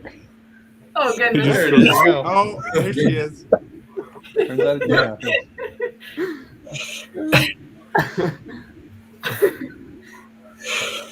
Oh yeah, we did talk Sounds about pretty that. We're gonna try and do Uber with it to pay it off. I said they should put a big sign like that says cab on top and just drive around downtown and then like spray paint free candy on it or something. Yeah, free candy van. Oh yeah, Robert. Of course, Garcia. Senor, can I ride in your big sexy van? You're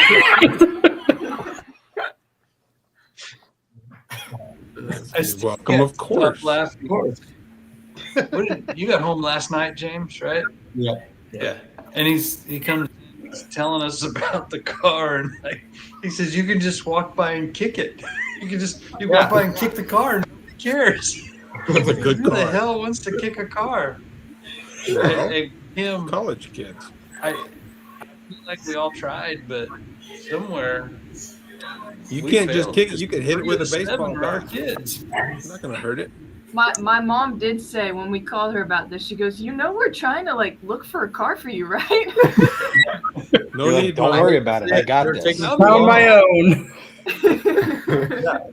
They're Everybody taking too long. pitched in. I told Bree's parents that there was just a group of 6 of us that we just felt bad.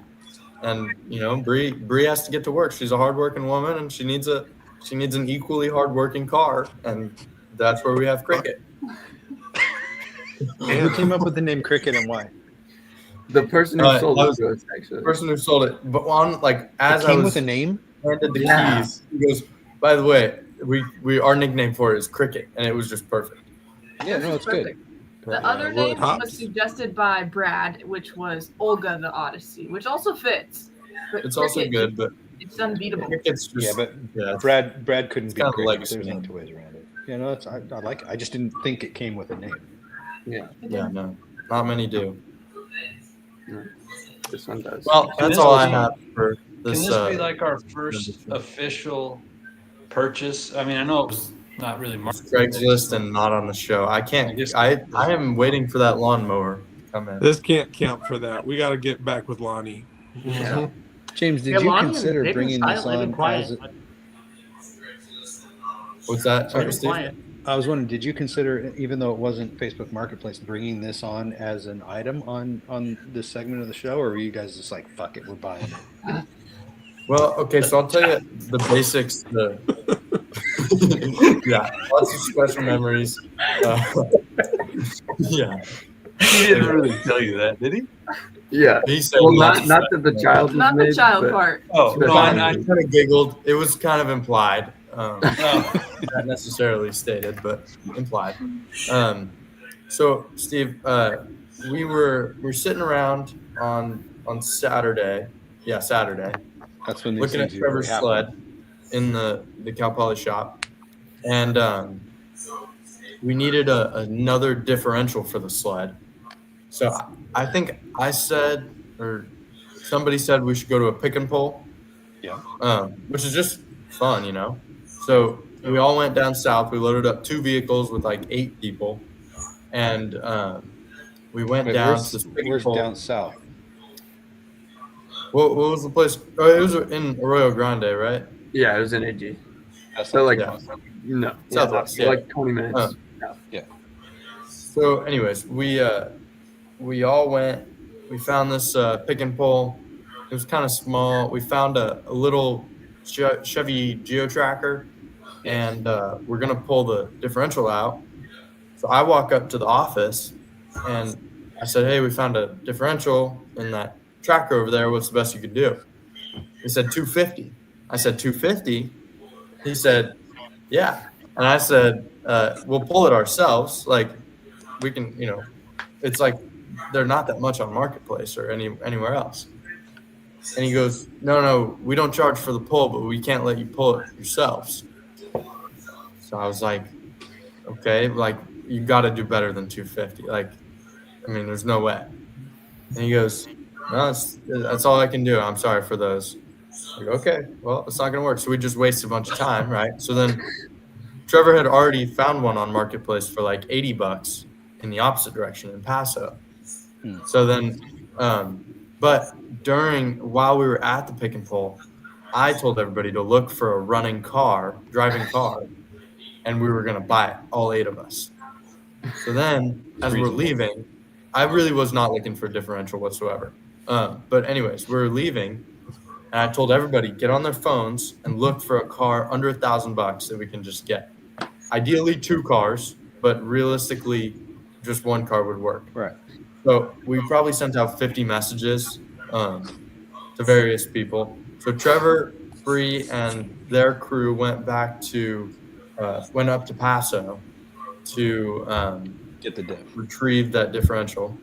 And me, Brad, John, and Hudson all scoured the internet, Facebook and Craigslist, and found cars under $1,000 that we could all purchase.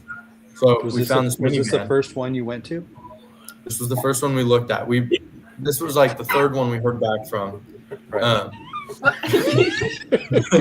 Goodness and we initially said like we're not gonna buy this. Blown head gasket's gonna overheat. It's gonna be like 15 minutes of fun, an hour all of those waiting things to are cool true. down. Like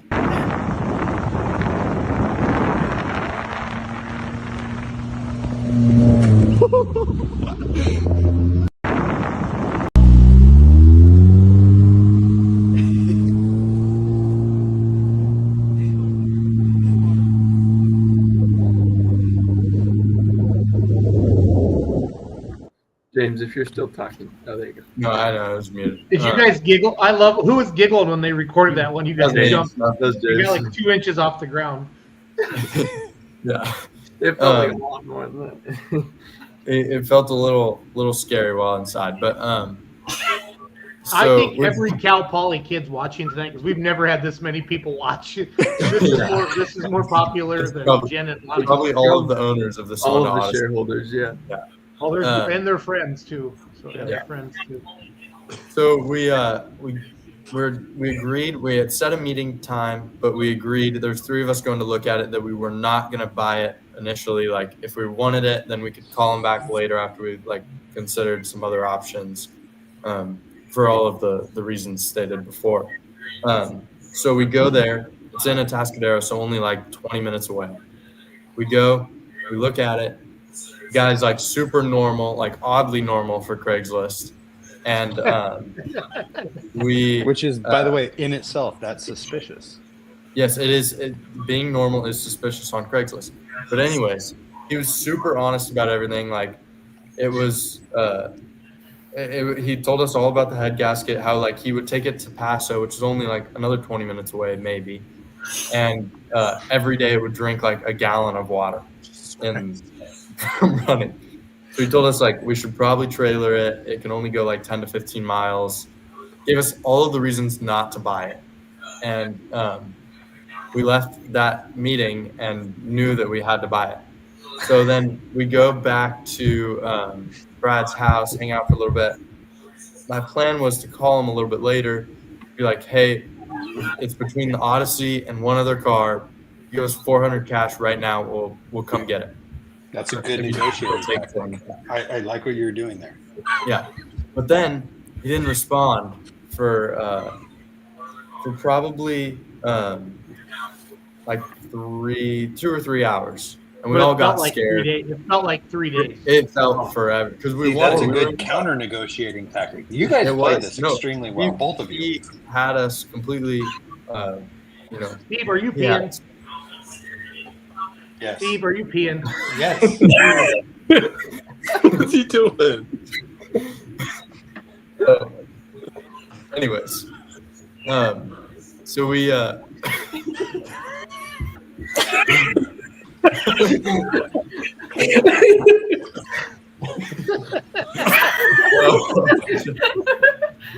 You wash your hands. No, I haven't yet because I had to like get off, like, because he's like, "Are you It's peeing?" fine, Yeah, it's of course I'm peeing. What do you think I'm doing? So anyways, we oh shit. We decided we want to buy it. He doesn't respond for like 2 or 3 hours. We all get scared. We're like, we should have just bought it initially, paid the $500, like whatever. And that guy played you. He played us.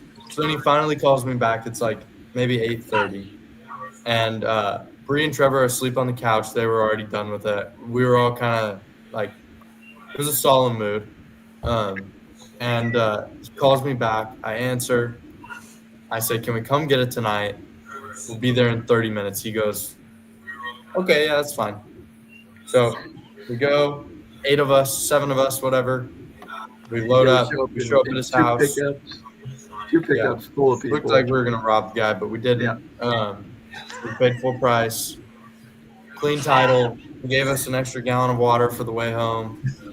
And she's been a reliable driver ever since. She's been daily driven since we bought it a few days ago.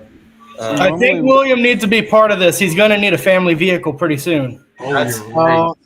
Great point. That's a really great point.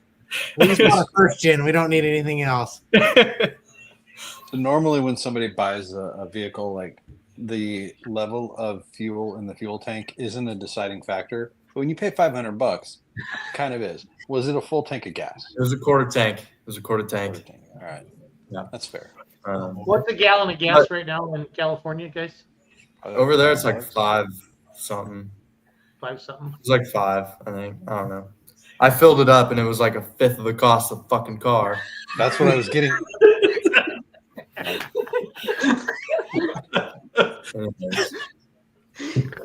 But that doesn't even mention the oil and the. Like I said, it drinks a lot more water than it does gas. It does drink a little bit of oil too. There's a pretty sweet video. Jason, I think Brandon sent you a couple videos too on Facebook, but I don't have the video, but somebody has a video of when I rolled into the park. We pulled up to a Taco Bell, like just like half a mile away from the house we bought it. And I just put it in neutral and just revved the shit out of it, and just white smoke just billowing out. It was perfect. That's wasting oil. Which we knew, like he was fully transparent about the head gasket, and I checked, and it's probably got more blow by than it does compression at this point, but it did very well. It's done very well. It easily goes 75. Not that you want to go 75, but.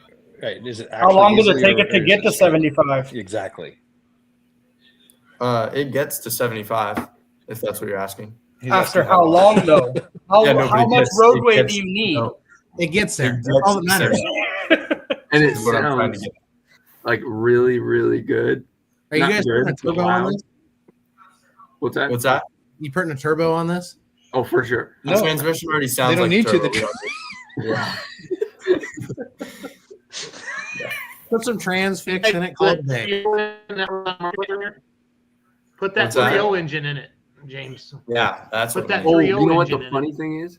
Actually, Brant Sullivan texted me on the night that we were going to buy it, and he goes, I don't know. He asked what we were doing because he was in town with his wife and kids. So then I just said Brant, and then I think I called. Did I call him? I think I called him, and I told him, and then after I think later I asked if he could fix a head gasket, and he said yes. And then, which I mean, obviously any of us could, but and so then he said, no, you should just get some of this like the sealer, like you put it in the coolant, and it magically fixes your head gasket. I feel like it does other bad things though. Yeah, 100%. No, it's terrible. I'm sure it's terrible. But it probably has something to do with. But you're $500 into this car, so it's fine. Yeah. This is a good choice. So was it 75 miles an hour down Cuesta grade? No, it was 75 miles an hour before. Yeah, I honestly, and the brakes were so good, I didn't even get to 75 miles an hour, which I was a little concerned about going down. But it was a little sluggish on the way up, I have to say. But we had like 6 people in there, so I mean, Plus, and like not you hadn't installed the performance exhaust at that point. No, there was no performance exhaust. There was a performance steering wheel, which it's got some pretty cool jewels to go. Manual, all of the seats fold down, so it's perfect. Yeah, as you can see, performance steering wheel, and one of the very, very satisfied 7 shareholders. Did you tape that sucker on there? Is that? Those are jewels. Those are the jewels. Oh, that's a steering wheel cover. Only $27 from O'Reilly. Yeah. Wait, you spent 27? Yes, it was 5% of the car on. That's what I was going to say. Yeah. You literally spent 5% of the cost of that car on.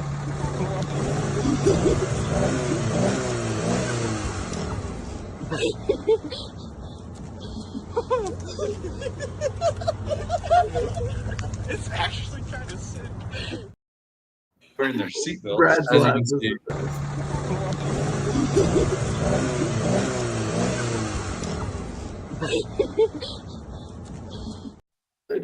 That car that was following you turned off right away.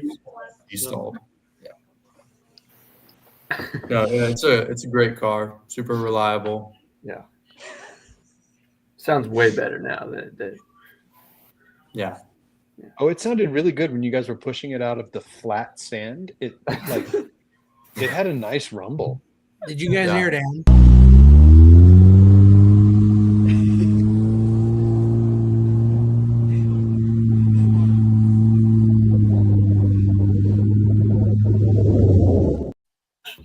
I We also aired those tires way down. Oh yeah, they were like PSI. yes. We almost lost the beat on it. What is it redline at? 7,000. No, more than that. It's like 8,000, and it's hit it quite a few times. No, okay, anyway, so to this this is going to be comment, the first pass of his It's the sled is first going pass to be on this Trevor's Odyssey. sled. Yep. We're going to see Well, which that's one actually breaks a pretty versus fair match. betting That on the Odyssey sled. will not be alive. I know you guys. It is. No, You better It's hang not on to gonna it for a make- while. It breaks before the Either that or Odyssey. you better hustle on that sled. Oh yeah, both of those are gonna happen. Before the sled is done, I'm taking the Odyssey. I'm putting a lift kit and some off-road tires on it, and maybe a new head gasket. And we're pulling that sled all the way back home. James, are you insinuating that they make a lift kit for a Honda Odyssey? I'm gonna make a lift kit. For Okay, Honda that's Odyssey. fair. Make one. Let's not call it a lift kit. Let's just say you're gonna lift it. Yeah. Okay. There ain't Well, no I'm gonna kit make for that. my own kit. I might start selling them. Who knows? Yeah, they do That's make actually a one good either point. in Madeira I'm sure or they Cal make Poly. For sure. Yeah, I'm sure.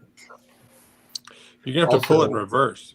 That'd be I think bad. at one point we were at the gas station after the dunes, like filling the tires back up and stuff. And as we were rolling out, James like went like this through the window, which obviously means put it on the limiter. And so I was driving, and so I was, rolling. Revved it a little bit. Huh? You just revved it a little bit. I don't think it hit the limit. Yeah, no, I didn't hit the limiter that time. Put it in neutral and like gave her some good revs.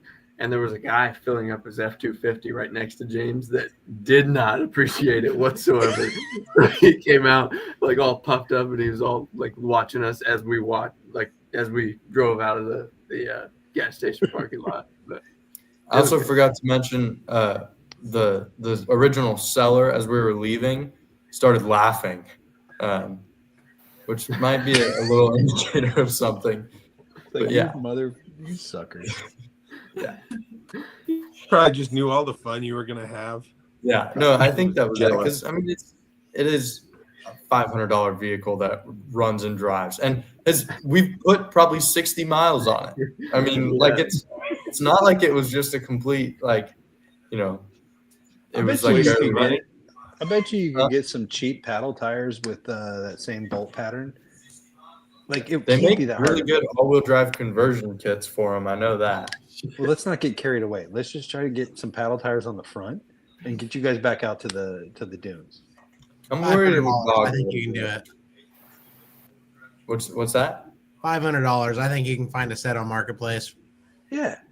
Well, but the problem is I feel like there's a point of diminishing return here where you we're not going to. You're already. We are not that on we are Saturday. not. Yeah, when you bought the steering wheel cover, No, the steering but wheel that's cover part of maybe the- dropped us a little bit, but we're still going. If Trevor puts a head gasket in it, he could sell it the next day for $800, guaranteed. Well, you probably get more than $800 for it, honestly, if Yeah. you didn't have a blown head. we could double our money for sure. I think that's right.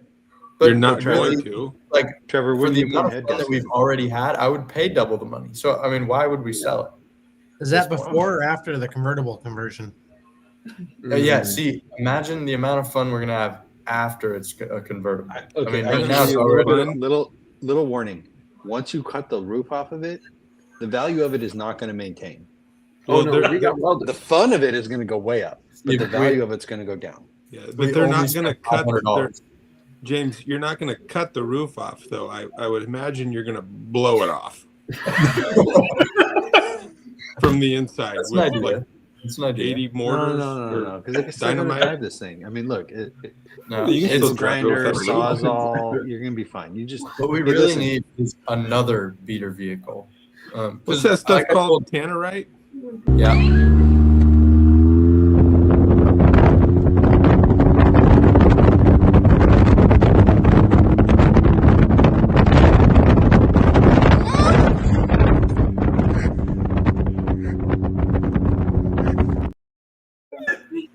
Yeah, it Yeah. cuts us off. I was just, I I was suggesting tannerite is an Tannerite. If you put it in each one of those That's- columns, that is something to consider, you Brandon. shoot it and you video it, you make a viral video is what they call them. Hey, listen, Brandon's making a very good point. That is a good point. That's the only reason we cut off this weekend, I think. Okay, but I think I don't know about that, but just check if there's an actual member up there, a roll bar, leave it, cut around it. I like There's it. not really. It's one body, but Or we Is make unibody? it like a more of a custom deal, put like a You're gonna have to put a single roll bar for ourselves. Yeah, or after we could you call blow it a the roll roof off. cage. Let's go get the old school truck one. Yeah, there you go. Yeah. Or hear me out. We just make it a convertible. Don't roll it, and then we just have a cool convertible. But the Honda problem Odyssey is that fits the shit you every guys are people. doing, like it's very likely to lead to a rollover. No. But once it's a convertible, because right now, Steve, the fun is in the fact that we can do stupid shit with it, and because it's not a head turner at the moment, right? Oh, it is. Not yet. It's a head turner. The amount Okay, of well, heads the that you sound turn is a on- head turner, but the van itself, it could be right next to you. If it weren't for the pink steering wheel, it would be a normal Honda Odyssey. If it were to be a convertible, then you could just drive around. The fun would be in the fact that you could just make friends. I'm sure a lot of people would want to be your friend. James, I have a Uber question. ride. Are we on the same page here? When you make a convertible of this, you're not talking about just cutting off the roof. You're actually going to come down. You're going to cut off from the top of the door back. Yes. All Well, the way around. it's not really necessary. It's really the Yes, the top of necessary, the but door none of because this is necessary. That was not a great point to make. But the idea is it would be cut like we'd roll down the windows, cut the top of the doors off. That way, it's like the window is like a normal convertible. But it still has a frame around. The doors have frames around them. Yes. Yes, that's why we're cutting the frame of the door. The window would be the top, if that makes sense. Like the body line would kind of go with the window. There would be nothing above the window. Okay, so if I can ask you this, if you had all the windows rolled down post project here, would there be anything coming up out of probably the leave top of the doors? we'd leave the pillars between the doors. I feel like that's a mistake. In the windshield. Unless there's a roll cage in there, or like a roll bar in there. Well, we're not going to roll it. Is the point? It's when it's then cut the whole goddamn thing off. Yeah, why do you That's what you I'm don't saying. need the windows, so just cut all the pillars out. Okay, well that's One or the other, Jay. You're either not going to roll it or you need safety. Well, we're not going to roll it because All it's overrated. one Cut thing. it off. All overrated. If before it becomes a convertible, it might be rolled. Who knows?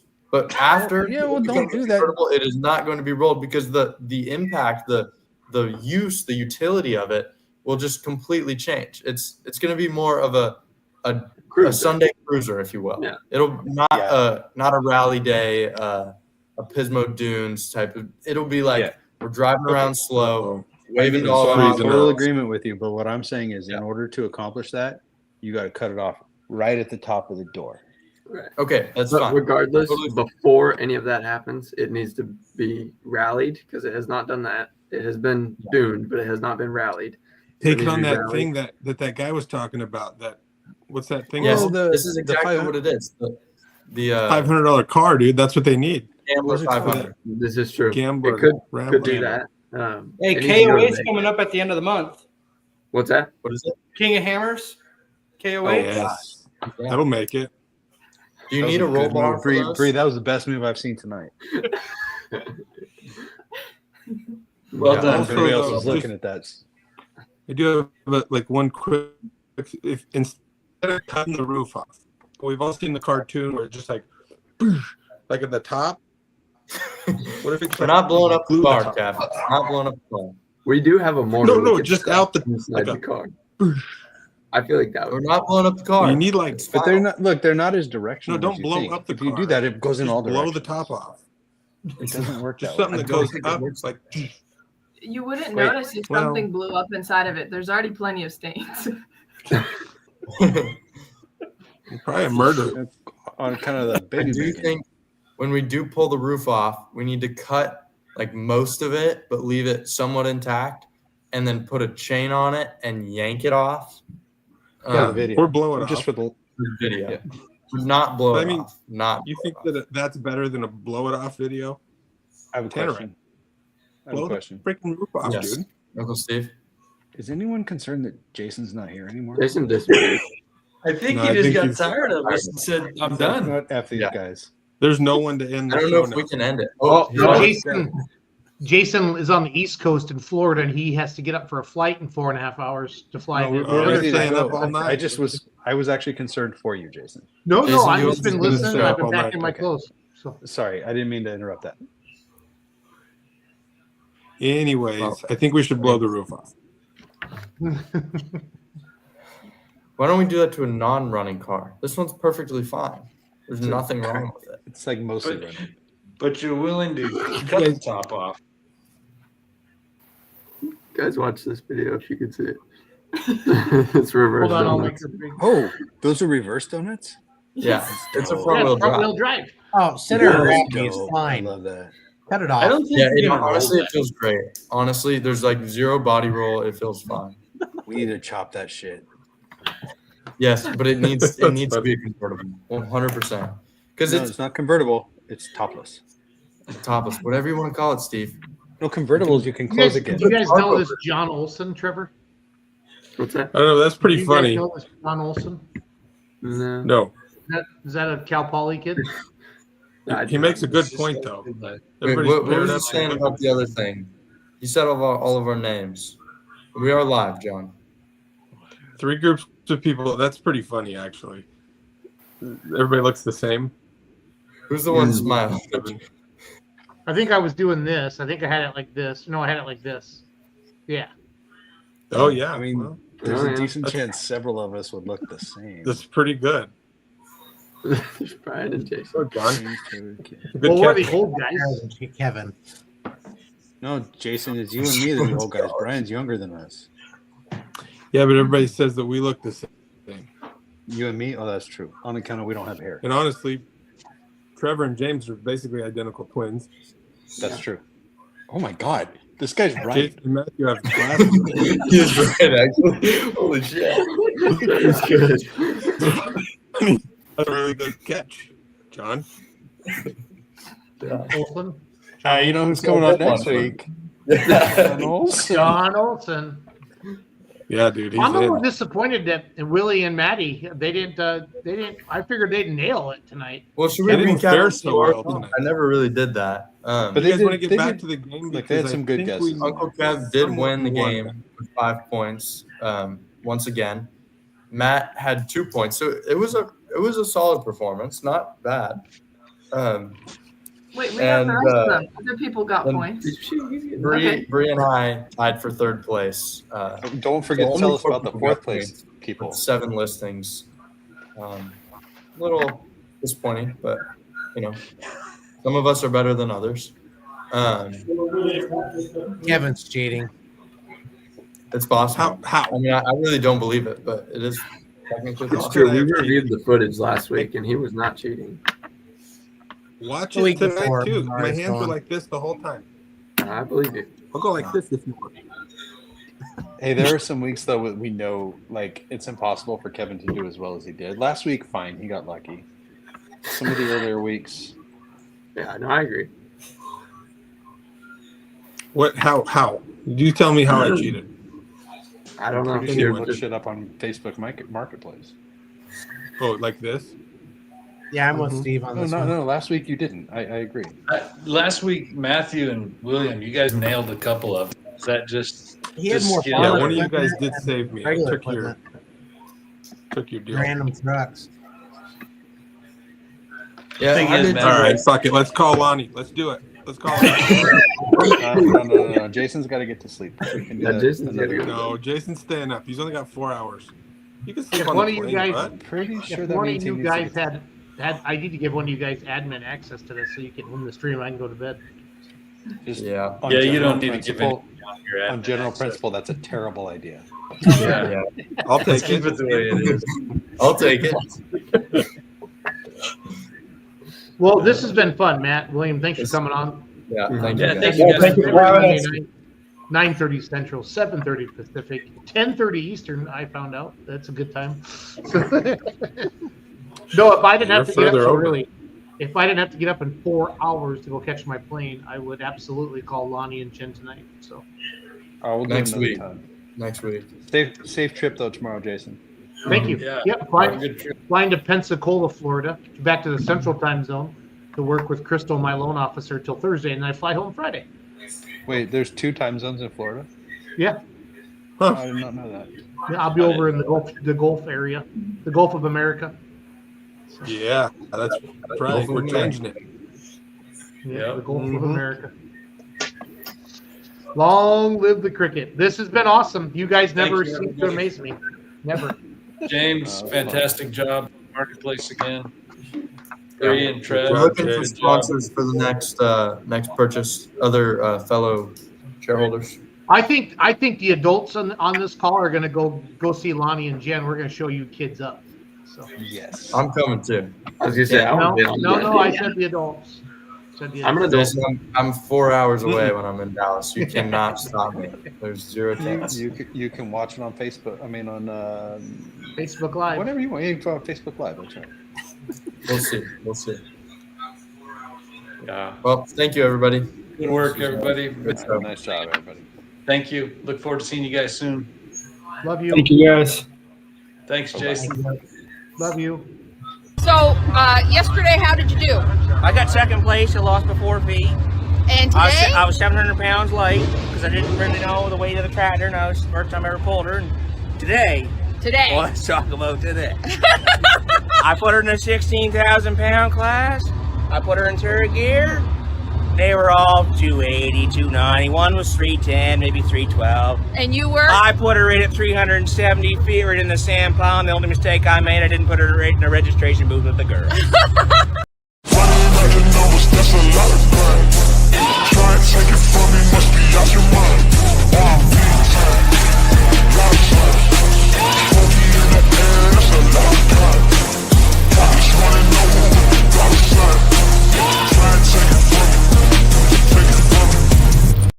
Let's make some noise. Good running.